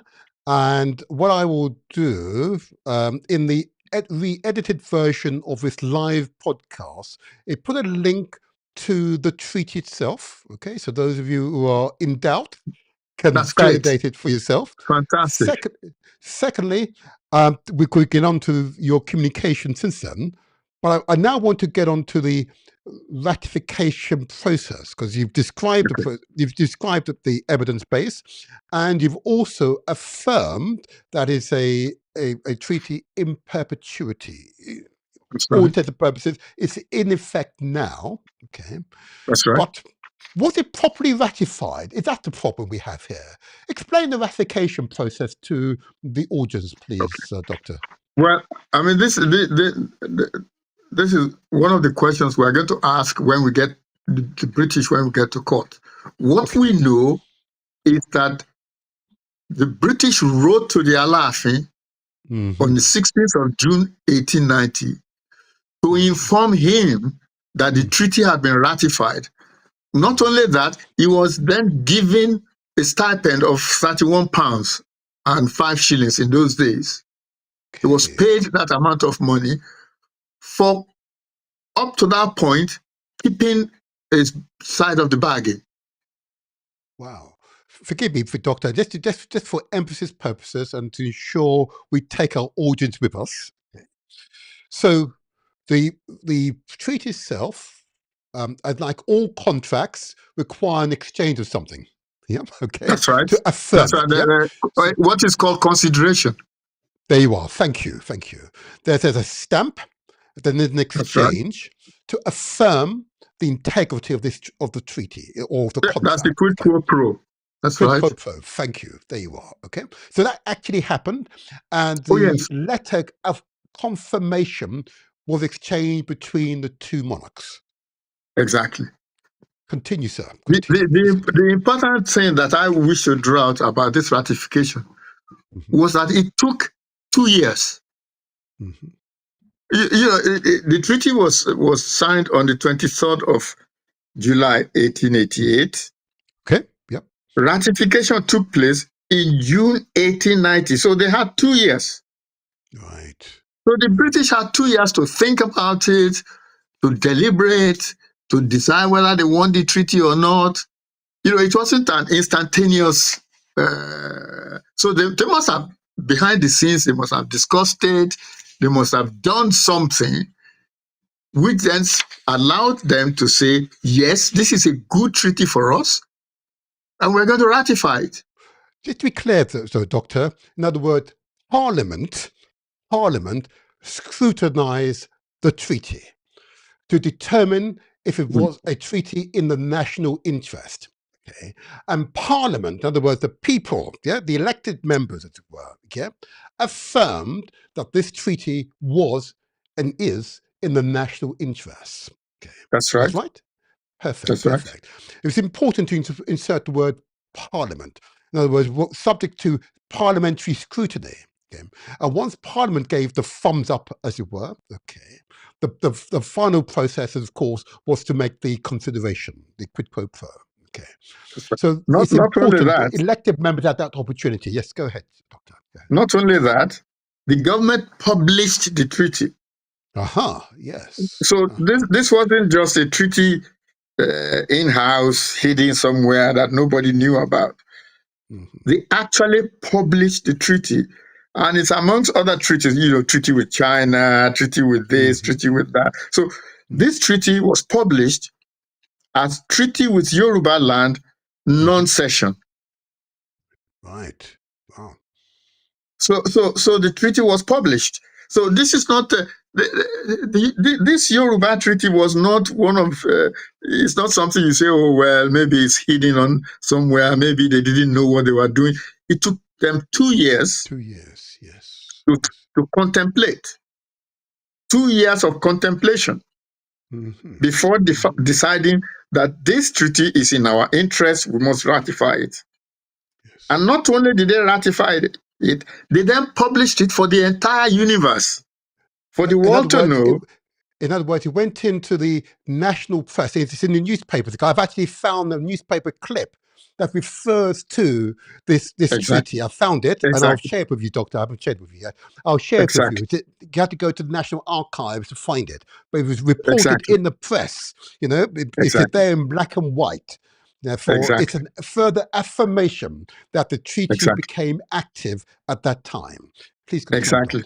And the Sir I can't remember, something Let. I can't remember his exact name. Hans Let, who was the curator of the archives in those days, actually published it in what he called the Map of African Treaties, or Map of Africa by Treaties.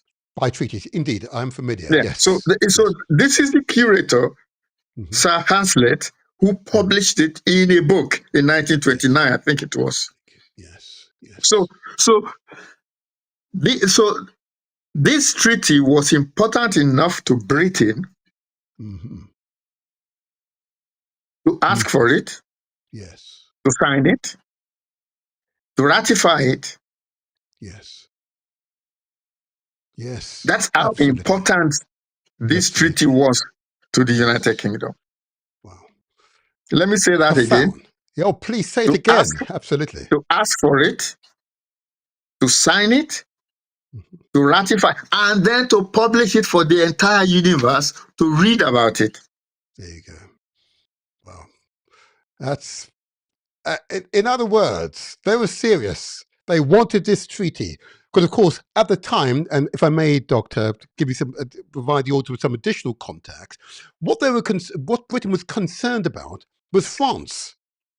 That's because right. Around what we now call Nigeria, most certainly around Yoruba land at the time, were these other French colonies, as it were. Yeah, And the French were making significant inroads into that part of Africa. And they were concerned that the Yoruba Alafin would be seduced by the French overtures and enter into an agreement with France, excluding Britain. And for that reason, it made perfect sense to Britain. It was clearly in Britain's national interest to enter into a formal legal agreement with the Alafin representing the Yoruba kingdom to secure a trade route into that kingdom. Okay. Absolutely. There you are. That's the additional context for the wider audience. And I urge the audience to do your own research, your own due diligence on each word that we've uttered today. But I've validated myself. But I want you to do the same so that you can absolutely affirm the historical context and the evidence that we are presenting today is sound, reasonable, and withstands close scrutiny. Over to you, Doctor. Over to you. What I wanted to add is this: that some arrogant people say, "Oh well, what does the Alafin know? He was an illiterate. He doesn't know anything." This is a man who entered into one of the most important treaties that Britain ever signed in Africa. Yes. This man that they call illiterate doesn't know what he's doing. He can't read, yada, yada, yada, yada, yada.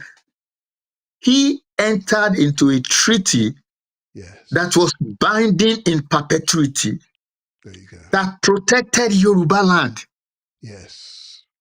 This is a treaty that this illiterate man, this man that people deride and talk all sorts of nonsense about, he enters into a treaty with Great Britain to protect Yoruba land. Yes. To develop Yoruba land. This is what this man did. Yes.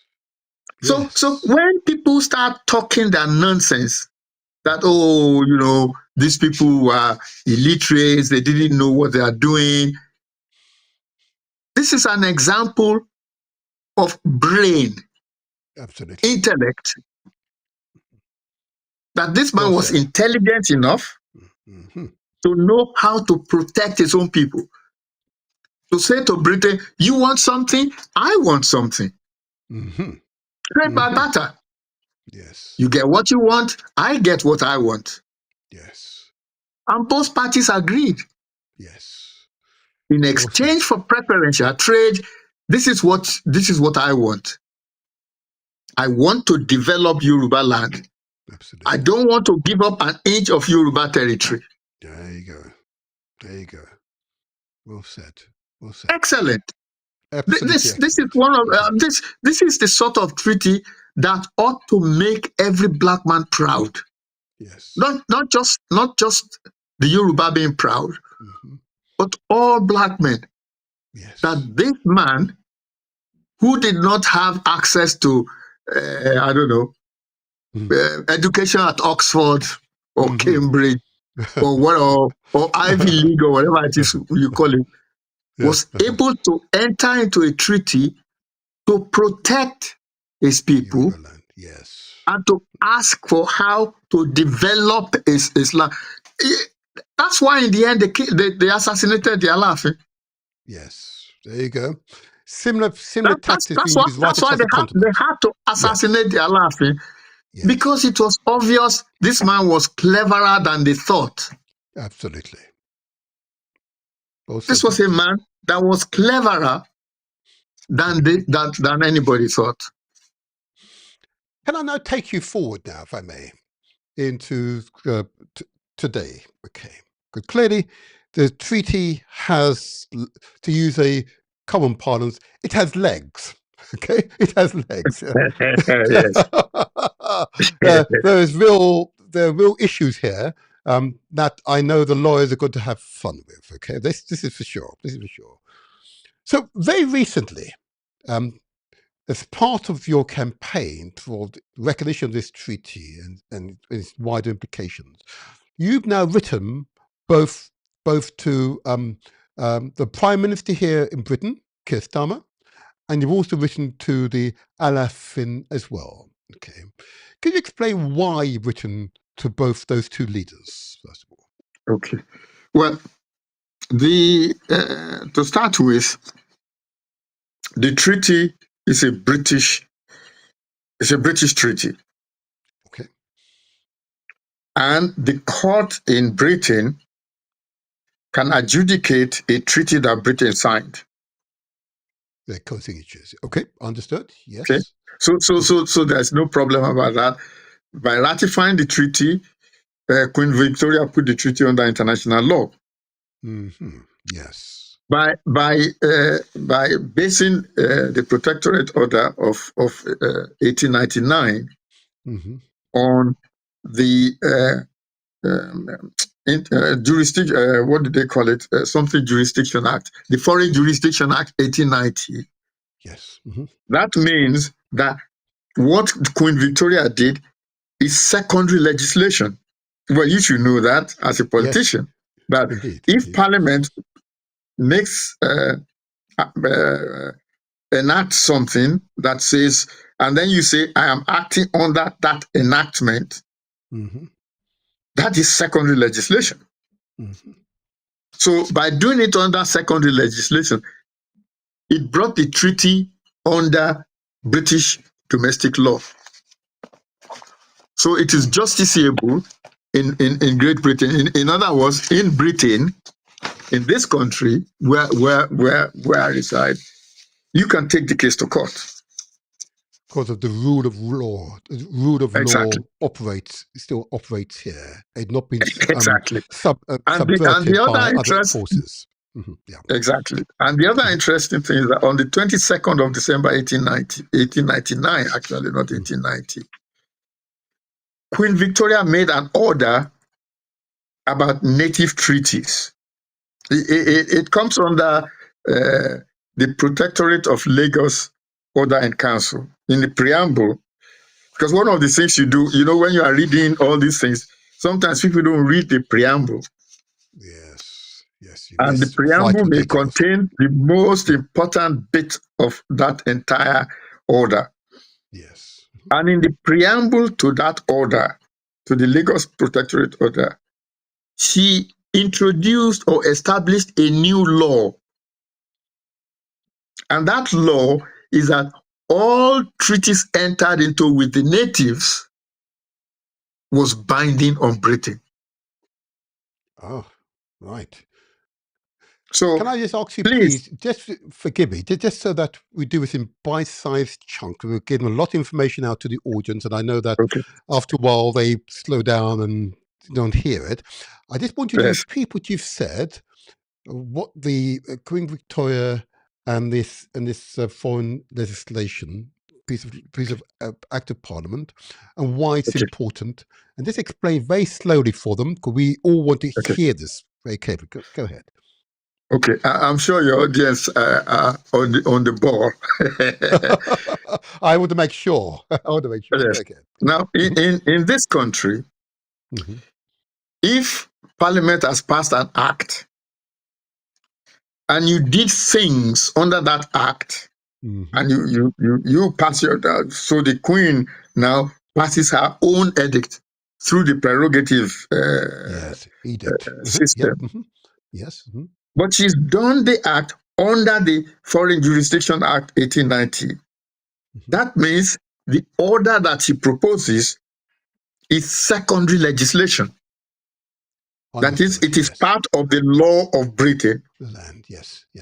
So if like the Parliament passed the Foreign Jurisdiction Act 1890, the Queen then said, okay, I am going to do this pursuant to that act. Yes. That means that what the Queen has done is secondary legislation. The Queen could pass her own legislation herself. Absolutely. She doesn't need an act of Parliament. But if when she says, this is why it is important to read preambles. Yes. So when she says, I am doing this pursuant to the Foreign Jurisdiction Act 1890, what she is saying to you or to the whole world is, I'm doing this as a secondary legislation. Okay. Which means it is British domestic law. There you go. And that is a very, very important thing. And the other thing that is in this preamble, which you will miss if you don't read preamble, you are going to miss many things, is the law that Queen Victoria established, that all the treaties that we have signed with the natives, that I, as Queen, has sanctioned, that is ratified, is binding. It's binding not just on Britain, but on the people who signed it. Yes. In perpetuity. Yes. So this question that people sometimes it's just anything, whatever. That's why you read preambles, where it is specific. That if you sign a treaty with the native that I sanctioned, which means ratified, that treaty is binding on Britain and binding on Yoruba land as well. This is so it isn't just binding on Britain, it's binding on the other side. And it's important to note, and for those of us in Britain, when you hear the term a piece of legislation receiving royal assent, that is when the monarch is endorsing and giving legal credence to a piece of legislation. And it received royal assent. It came from the monarch as secondary legislation. Wow. So it is in perpetuity, and I continue to use that word. In perpetuity means forever. Yes, it's forever. It's forever. There you go. There's no time limit. There's no time limit. Thank you. Another synonym. Get all the synonyms out today. There's no time limit. Yep. It is forever. It is always. That's right. Yep. That's right. Unless the monarch, unless the two monarchs agree to some change, exactly. That's slightly different. That's slightly different. Yeah. But that's not happened to date. As far as I'm aware, that has not happened to date. No. There you go. No. Now, you also, I don't want to you to forget the other question you asked me. Oh, I have not forgotten my question. Don't you worry. I will return to it. This context was important. The question of whether we could take this case in Nigeria as well. Well, that's an earlier podcast. I was going to. Before I get to Nigeria, we'll leave that for now. Yeah, because I know that those in Nigeria will be shaking a little bit right now. So I want to focus on, if I may, Britain. And I understand Britain. Okay. I want to focus on your next step, which is, of course, direct communication with the Prime Minister here. Okay. That's right. And the content of that communication. please share if you're able to, of course. Well, okay. Before you go to judicial review, before you go to court, you're expected to write to your opponent, to your adversary, to say, this is what the problem is. I am taking it to court. But if you decide that you are going to resolve the matter between ourselves, then of course it doesn't go to court. So the purpose of the letter was to inform the Prime Minister that this is the issue. That is, we have a treaty, a contract, whatever it is you want to call it, which gave rise to legitimate expectations for the Yoruba. Legitimate expectation means when you sign an agreement, you are saying, the other side is saying, I promise you X, Y, Z. Indeed. That is the legitimate. So you say, I promise you X, Y, Z, which is what the British promised in the treaty. So I'm asking the Prime Minister that, look, the British made these promises, and the British have frustrated those promises. And we now want... Sorry? Forgive me, can you explain what you mean the British have frustrated those promises? Okay. What they've done a lot of things which they used to push aside the treaty. Right. So, for example, they decided to incorporate Yoruba land into Nigeria. Okay. The treaty does not allow that. Britain did not have the legal right to incorporate Yoruba land into Nigeria. Okay. And they did other things. I mean, they had no right to assassinate their life in 1895. Most certainly not. Which they did. Yes. So, and then when we wrote to previous prime ministers as well to say, look, you guys, why don't you let us examine this treaty? They rebuffed it. Right. They just ignored it. They ignored you, right? Okay. Yes. And you can't have a treaty. I mean, I know one of the reasons why they did this is because of the contempt they have for us. I'm not going to dispute those. I'm not going to modify those words, because if they rebuffed by ignoring you, what is a treaty that is clearly on the statute books, then clearly that is most certainly been not respectful, most certainly. Yeah, it's contemptuous. Okay. It's contemptuous. I mean, they could have said anything they like. You know, they could have said, the treaty is old. Why bother with it? You know, Boris Johnson didn't even bother to respond. That tells you how far back I've been with this. I wrote to Boris Johnson in 2021. Right. Okay. So that's what is meant by frustration. In that they did things against the treaty. So, you know, like rebuffing your request to have a discussion on it. As I said, assassinating the Alaafin, incorporating Yoruba land into Nigeria. All those things are illegal. All those things constitute a breach of the treaty.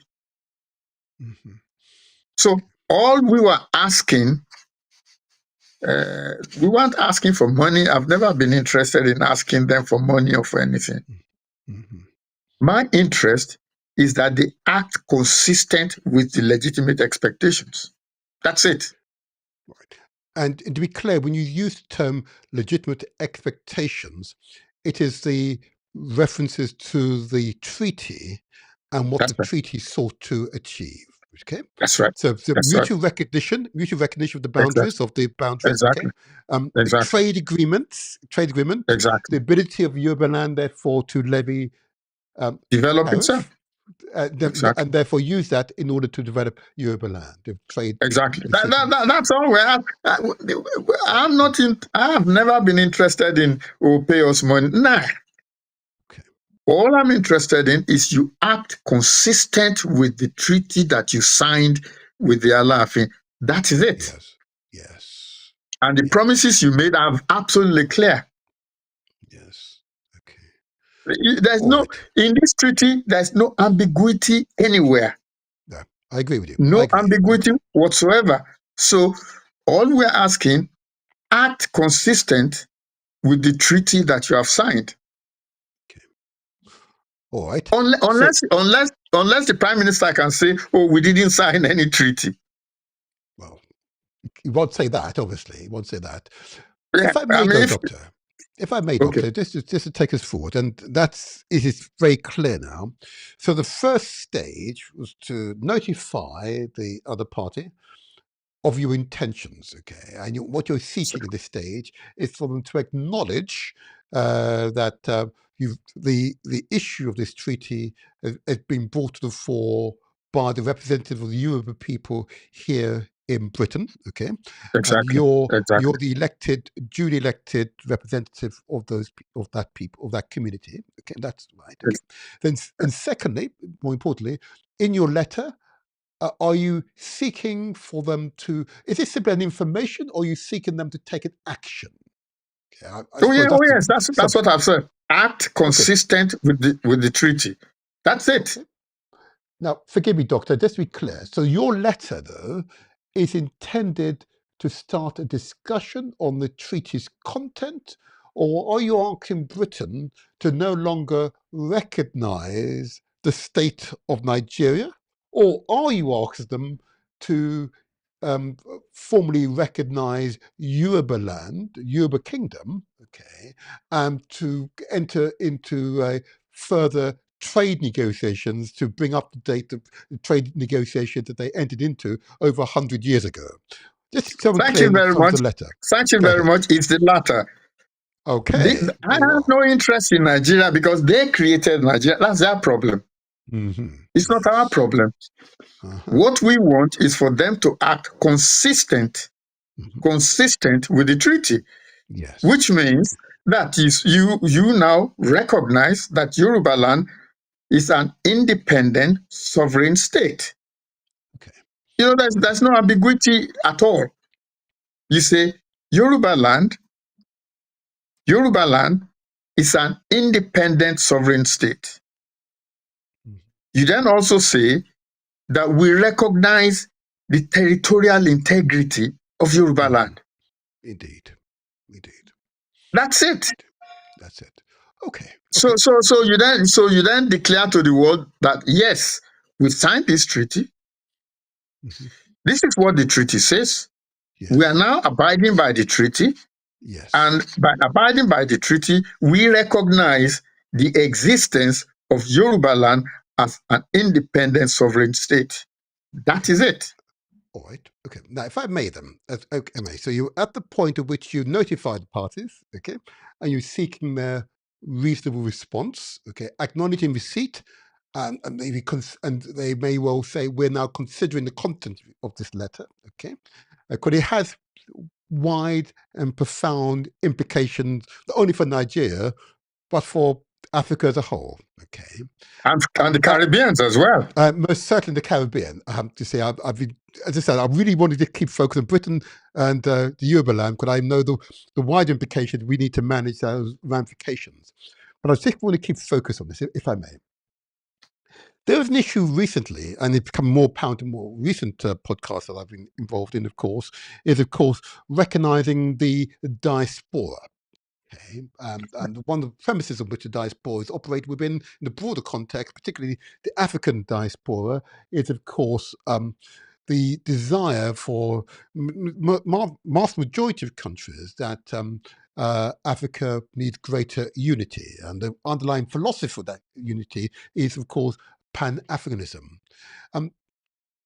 Would you assert the principles of Pan-Africanism to create a African super state or line economy, similar to what the European Union have created, in the economies here in Europe, okay, who've come under the auspices of the European Union, and they have free movement of trade and people, okay, and they have agreement on protection of their borders, and the list goes on. Similarly to what we have in the United States of America, which became independent of Britain, in the individual states have their own a common agreement on trade and movement of people. Same applies to China. The provinces of China are very large, very populous. There's again common movement of people. In India, the same. Is that an aspiration you would share for Africa, and therefore the Yoruba Kingdom will be part of that wider family of countries, of nations? Okay. Before I answer your second question, I will start with the first. Okay. Because you refer to the diaspora. Indeed. Okay. One of the importance of establishing Yoruba land as an independent sovereign state is that it provides homeland for millions of people in the diaspora. Yes. Just like Israel provides homeland for Jews worldwide. Yes. Because don't let us make mistake. The Yoruba probably have the largest diaspora on this planet. Indeed. The Caribbean, Brazil, Cuba. Yes. Even West Africa. Yes. We, the Yoruba, have probably up to 50 million people in the diaspora. Wow. That is the largest diaspora on this planet. By having an independent sovereign Yoruba land, you are giving these people a homeland, a history, where they come from. It is not necessarily that they are all going to then turn up in Yoruba land one day and say, we want to claim a piece of the land. But psychologically, it tells the Trinidadian that you have a home. You come from somewhere. It tells the Cuban, you have a homeland, you come from somewhere.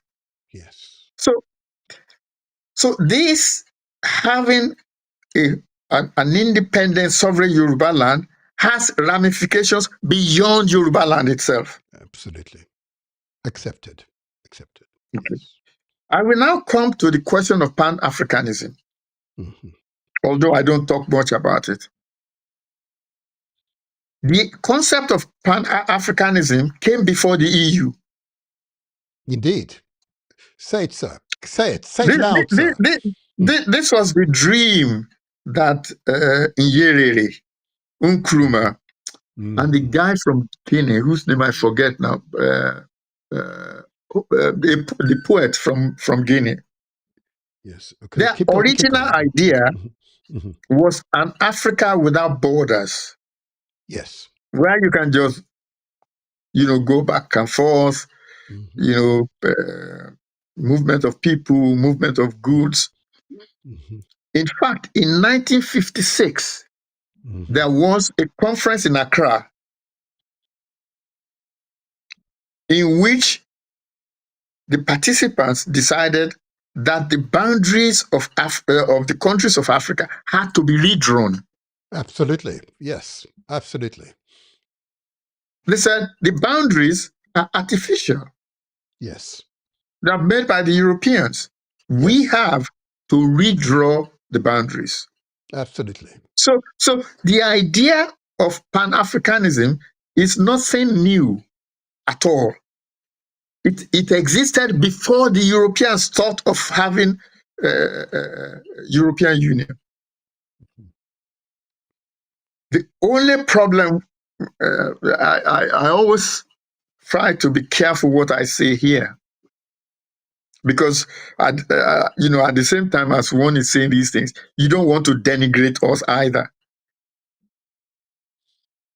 But the question that you naturally comes to mind is,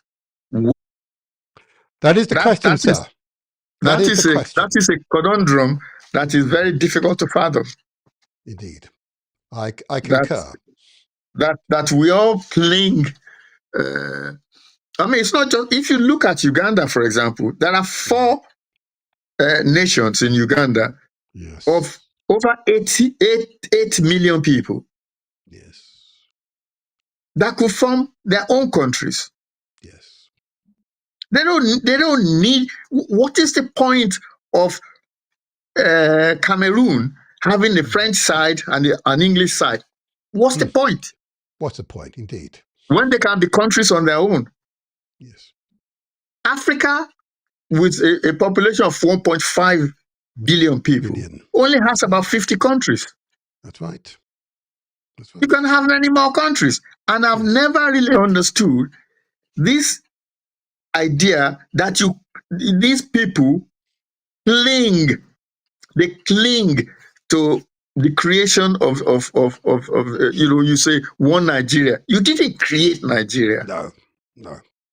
You weren't involved in the creation, and yet you cling to it, even though the country is dragging everybody down.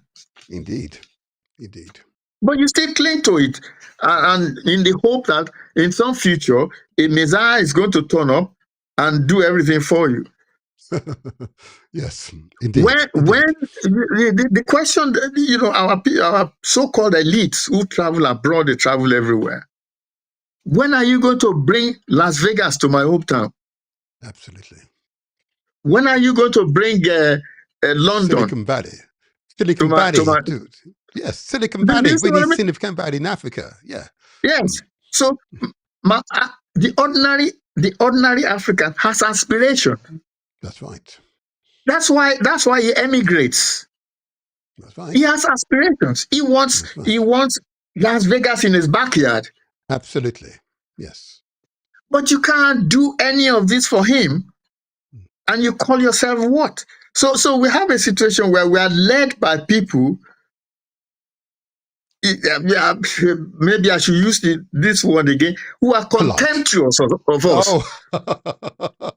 That's right. Okay. If I may, whilst you've used your own terminology, I'm going to say that the leaders who are currently leading many of our countries, are subject to significant forces, both political forces, corporate forces, and indeed internal forces, which are shaping their decision making. And many of those decisions on the outside make no sense, and may well be operating against the national interests, but their decisions are being heavily influenced by, I say again, international countries, corporate forces, very wealthy corporate forces, and of course internal forces within those countries. And we need to help them to make good decisions. I've long past the days where I wish to criticize them. Okay. Over to you. I will give you 2 examples. Right. The first example I will give you is China. The Chinese economy looks like bells and whistles. Yes. You see everything is shiny and so on and so forth. The economy was based on peasantry. Yes. That it was based on the people. It wasn't capitalist, which is some people, they have money, and then if they like you, they give you part of the money. It isn't socialist or communist, where the government, if they like you, they give you some of the money. It's peasantry. Yeah. That is, it's based on let everybody get work to do, let everybody participate in the economy. Indeed. The second example I will give you is that it's happened in Africa before. When Obafemi Awolowo was the premier of Yoruba and Western region, during the time of self-government, he did exactly the same. He did. It was agrarian. The economy was agrarian. Use your hoe and cutlass, your own little patch of land. You grow your own. You grow your own to feed yourself, and it is the surplus that you take to the market. Okay. And what was important then was this, that the men went to the farm to bring the foodstuff home, and the women were the food processors. Yes. Yes. So that everybody had a job. Yes. There was nothing called a housewife, a woman sitting at home doing nothing. No. When I was growing up in the 50s, everybody worked. Yes. Yes. My grandmother did converted cassava to gari. I suppose you call that baked cassava powder. The cassava powder. She did, she did that. She also made things from beans. Akara, I suppose you call akara meatballs. And ewa, which is like baked beans. You call it, I suppose you call it stewed beans. So she made that for school kids. Nobody that I knew when I was growing up in the 50s was staying at home as a housewife. By the way, there you go. To sell her produce. Yes. And that was what Awolowo relied on to build Western region in those days. And in those days, people from South Korea, from Singapore, came to see what he was doing. Yes. Today, look at South Korea. Yes. Yes. Look at Singapore. Yes. So, of Oloyes, for example, in those days, I would have been a member of the council as Bashib. Yes. The councils made the bylaws. Yes. Their job was the welfare of the people. Absolutely. Absolutely. Today, you give everything to one man as the president of Nigeria, and he's to solve the problem of every single 200 million of you. Well, we see the effect of that. The idea that we will ever progress, that we will ever progress by following Western economics, and then people say, "Oh, we need industrialization for what?" All people want, they want to feed themselves and their family, and they want to use the excess to do whatever it is, to enjoy their life. If you have, oh, sorry, go on. I was going to say, I'm not going to dispute. Sorry, I'm going on and on and on. It is well. It's important to hear because there is. If we were in China right now, they would say they learned lessons from the West, but didn't follow the West. So they've introduced their own form, he says, of capitalism, if you like, which was culturally centered. The same process needs to happen in Africa. We cannot follow the West, that's their own style, but we've got to develop our own style of so-called capitalism, for want of a better word, okay? But if I may, because I'm just conscious of time, and I just want to make sure that this interaction is been useful. Again, I'm going to emphasize to the audience that the re-edited version will have all the necessary references, so you can go up and validate all what we've described today, and both either on the screen or in the comment section of this podcast. So they give you a link to all the relevant references and documents that we referred to by the good doctor here, leader of the Yoruba community here in Britain. Okay, and I'll put some additional documents in just to help your studies. But this is real. This is not theoretical. This is real. You with a relatively simple research exercise, you will validate the treaty and the public acknowledgement, both in the national newspapers and indeed by the then monarch, Queen Victoria. It is real. But what I want to do, if I may, good doctor, I'm just conscious of time, and that is, of course, how can those who are interested to support the Yoruba people here in Britain and indeed elsewhere, okay, how can they contact you? What's the best method to contact you? Thank you very much for that. Thanks a lot for that. Okay, it's a pleasure. We have a website, www.yorubapartyuk.org.org. Okay, thank you. We have an email address, info at yorubapartyuk.org. Now, what we want from you more than any. Absolutely. So that to me is the most important lesson from this. Mm-hmm. That we just want you to respect us enough to say, yes, we signed this treaty with you. You know, all over the place, and the Anglo-German treaties have been used. They were used in Namibia. There was a border dispute between Namibia and Botswana. It was settled because of the Anglo-German treaty. The same goes for Bakassi Peninsula in West Africa. Yes. If you honor the treaty that they signed amongst themselves, you must honor the treaty that you signed with us. Well said, sir. Well said. Well said. And if I may, that's what we're fighting. That's all I'm fighting absolutely. for. That absolutely. You have a treaty with us.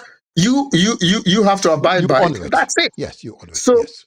What we want from people is to support us, spread the word. Of course, we need money because we are going to court. Yes. You know, it would be nice if you could donate, and you could do that through our website. Yes. Okay. And a lot of the things that I publish, that I talk about somewhere, I publish and I put on the website, so you can read a lot of the ideas that we have, what we are trying to achieve. Mm-hmm. Mm-hmm.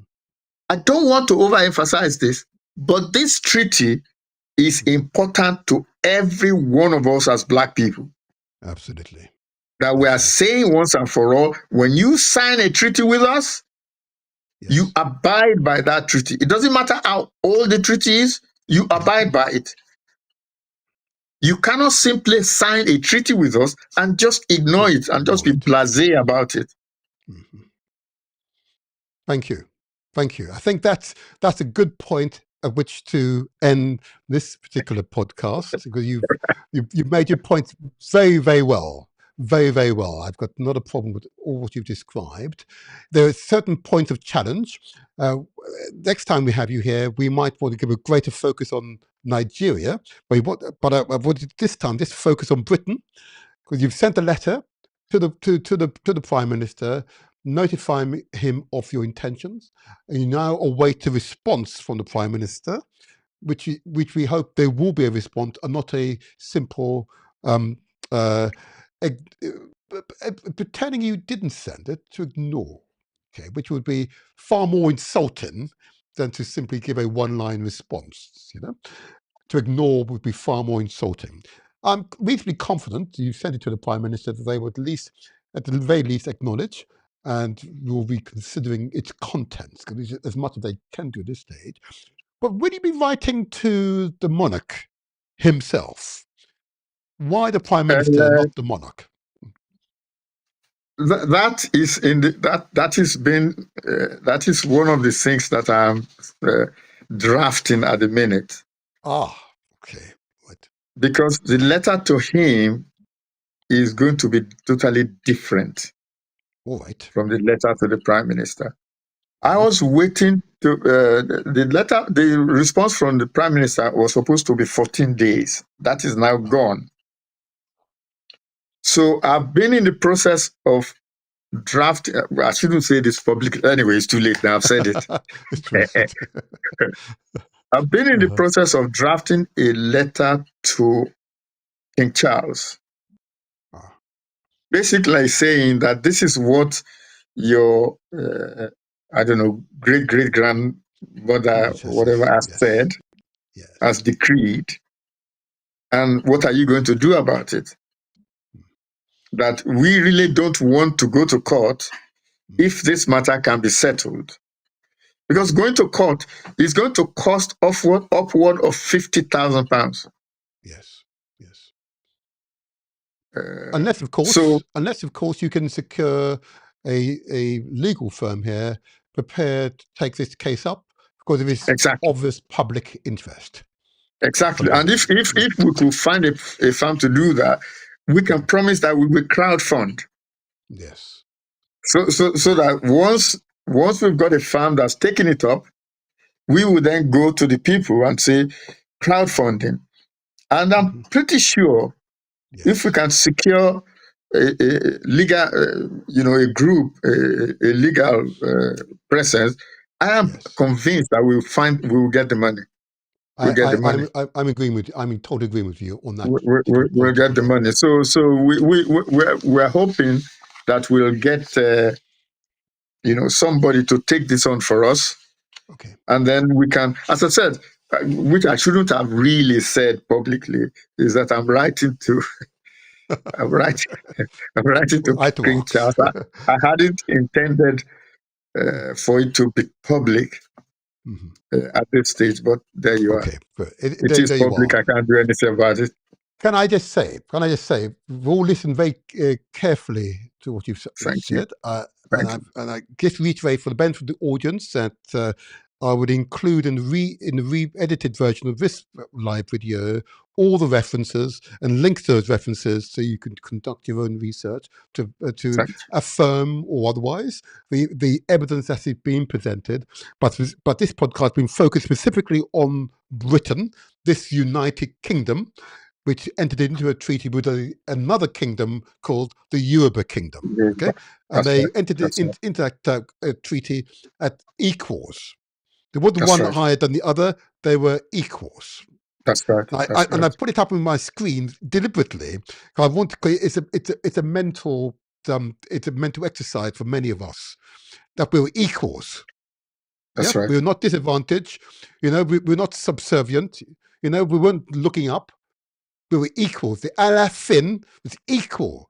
Yeah, the monarch, representing the Yoruba Kingdom is equal to the monarch representing Britain, this United Kingdom. That's right. Very important. Now, you can see it. They're equal. They were equal. That's right. I emphasize it. They were equal. Right. Okay. Very important. Sir, Doctor, you have presented a compelling case. A case which I know for Africans both home and abroad we want to pay very close attention to. And I know that they will wish to reach out to you. All the references will be on screen or in the commentary, as I said earlier, for those who will wish to watch the recording of this. But this is worth watching more than once. There's a lot of information here. Got to watch it more than once because there's a lot of nuance and questions and sub-questions I've asked and information being provided, even more than the good doctor anticipated revealing has been revealed. But that is the nature of a good conversation. Yeah. There you go. Okay. But if I may, I want to publicly acknowledge your work, and I want to publicly acknowledge the Yoruba people. I've had, as you know, the opportunity to research, to study. In my previous podcast, I gave note to both the culture, the history, the belief system that underscores, that supports why the Yoruba people originated in the part of Africa that you see them now. It's a powerful testament, to a people with longevity, okay? Really powerful. And I note that many of the most powerful Africans worldwide are indeed of Yoruba heritage, okay? Absolutely. And here in Britain, astonishingly, I say astonishingly because I'm slightly different political persuasion, but okay?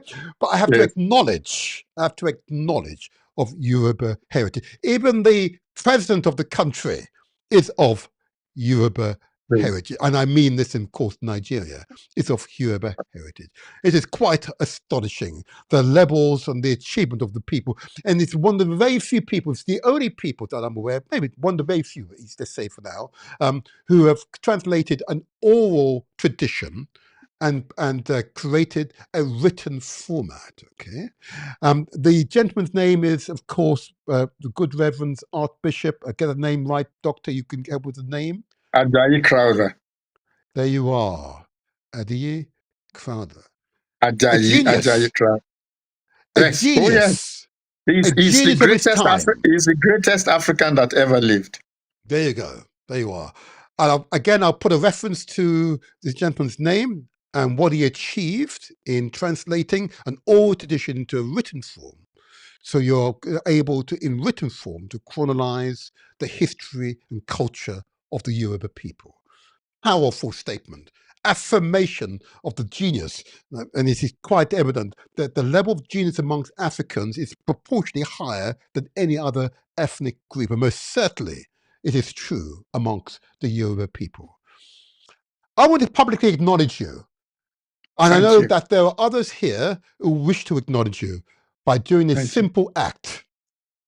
Thank you. Thank you. Thank you. Thank you. Thank you. Yes. Yes. Yes. Yes. Absolutely. Thank you. Oh, you didn't mind that. Thank you very much. I needed to acknowledge your great work.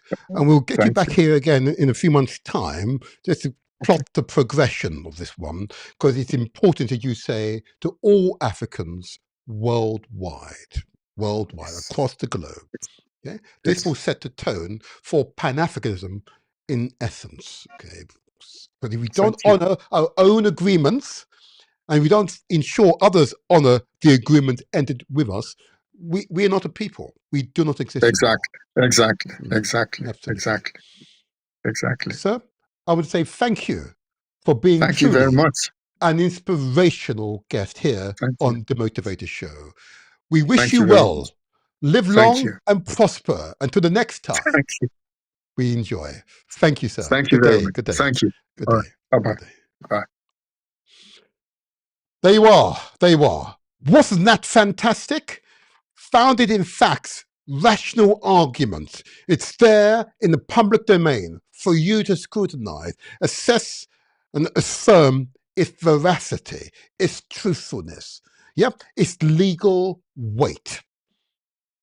It is profound, absolutely profound.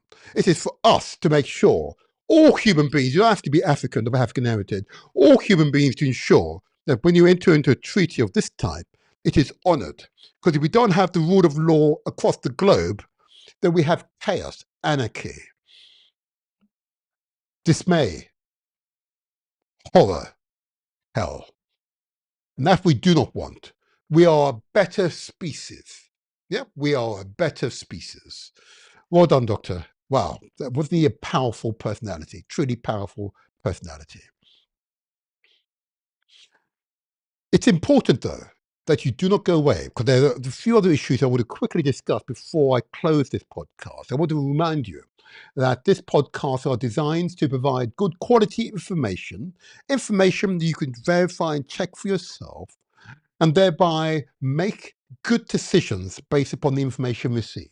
Okay, in doing so, you honor and respect your families, your communities, your nations, and in doing so, you contribute to the human species' onward, upward development. So we're part of a single human family. So I say to the Yoruba people, praise Jah, Rastafari, long may you continue your outstanding works, and long may you guide us through these troubled times. Okay, a few quick announcements before you all go. I did want another quick announcement. I think this is an important one, and one that really does get to the heart of why this particular show is important. And I want to share this particular saying from someone who is someone I've been trying to get hold of. And I'm sure she's around, but I need to speak to her soon. And that's, of course, Ndidi Iwechu, okay? That genius journalist, international journalist who I've had here on the Motivator Show on a number of occasions last year, but recently I've lost contact with her and I'm somewhat concerned. But her words resonate throughout this podcast. And here you are on the screen. Given the state of Nigeria, indeed Africa, I think people haven't yet made the mental link that they are responsible for the kind of existence they hand over to their children. Yeah? Profound. That's Ndidi. Yeah? Make it clear that we have a responsibility to prepare the way for our children. The state of affairs, the state of the physical environment, economic environment, the religious environment, yeah? The political environment might be better when we found it, so it's better in a good state for our children. And it's for them that we do this. Yeah, it is for them that we do this. Another quick saying, and I want to this time quote someone I've not had the opportunity here on the Motivator Show previously to quote, but I'm going to quote on this occasion because he's an important person, an intellect, a giant of an intellect. His name, of course, is Patrice Lumumba. And the greatest confidence in the destiny of my people, rather than live in slavery and contempt for the sacred principles. Powerful words by Patrice Lumumba, a true human being, someone who cared for his people, and for defending his people, he received that treatment. This is why we must give that treatment. This is why we must and continue to march for and give support to the leader of Burkina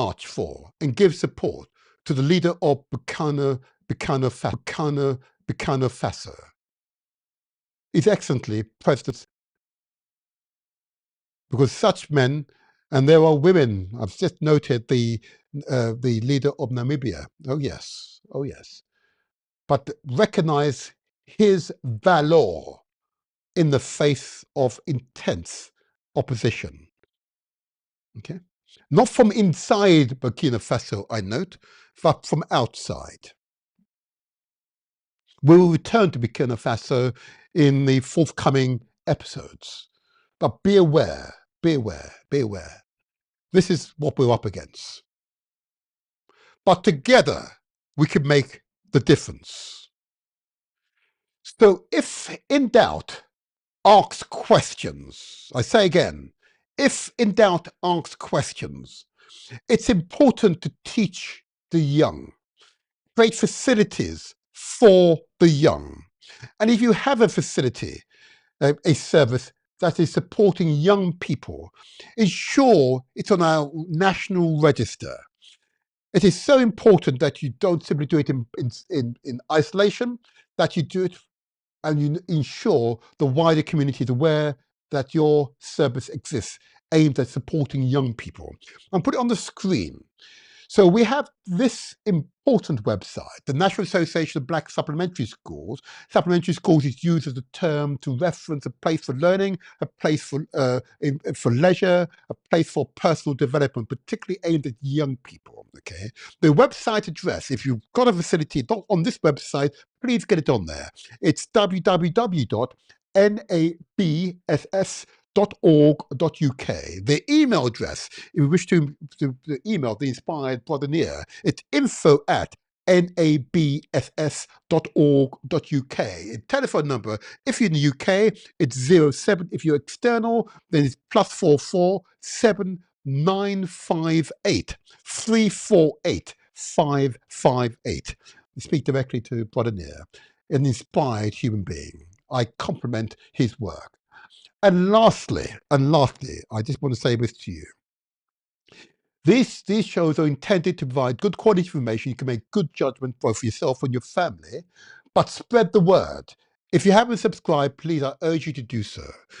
And if you're thinking about it, well, at least give us a thumbs up or leave a comment in the comment section, just so that we know you've watched, you've learnt, and you've considered the contents here.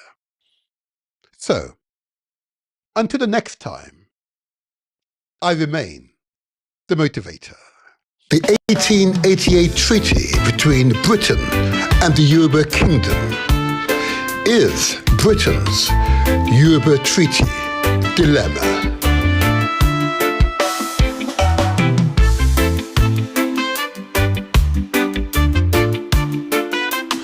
Great Yoruba Kingdoms. The 1888 treaty between Britain and the Alaafin of Oyo, signed on behalf of the Yoruba Kingdom. In the UK, it is the government that negotiates and signs treaties. Once signed, the document must be scrutinised by Parliament to confirm that the UK agrees to be bound by it. The treaty, which was negotiated for the Crown and signed on the Crown behalf on the 25th.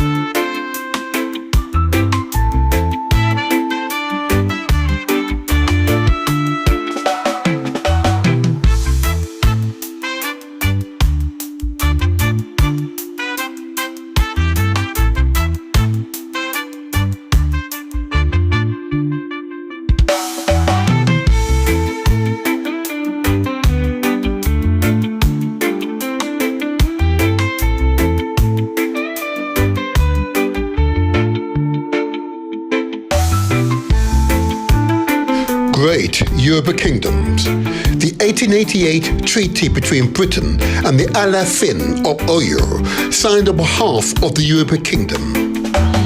The 1888 treaty recognized the Yoruba kingdom as a nation equal to Britain in status. What follows are direct quotes from the 1888 treaty between Britain and the Alaafin of Oyo, signed on behalf of the Yoruba kingdom. Direct quotes. Treaty between Adeyemi, Alaafin of Oyo, and head of Yoruba land, and Her Majesty the Queen of Britain and Ireland, July 1888.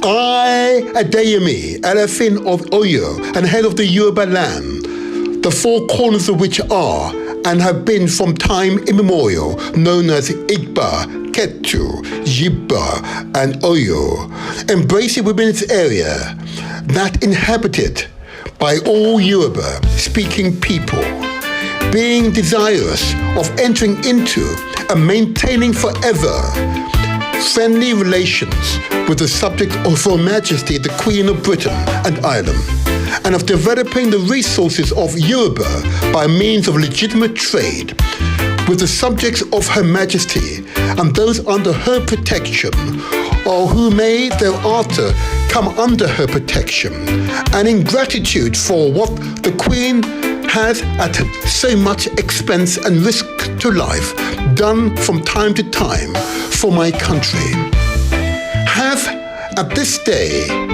at the city of Oyo, in the presence of witnesses, declared my intention of abiding by the following articles.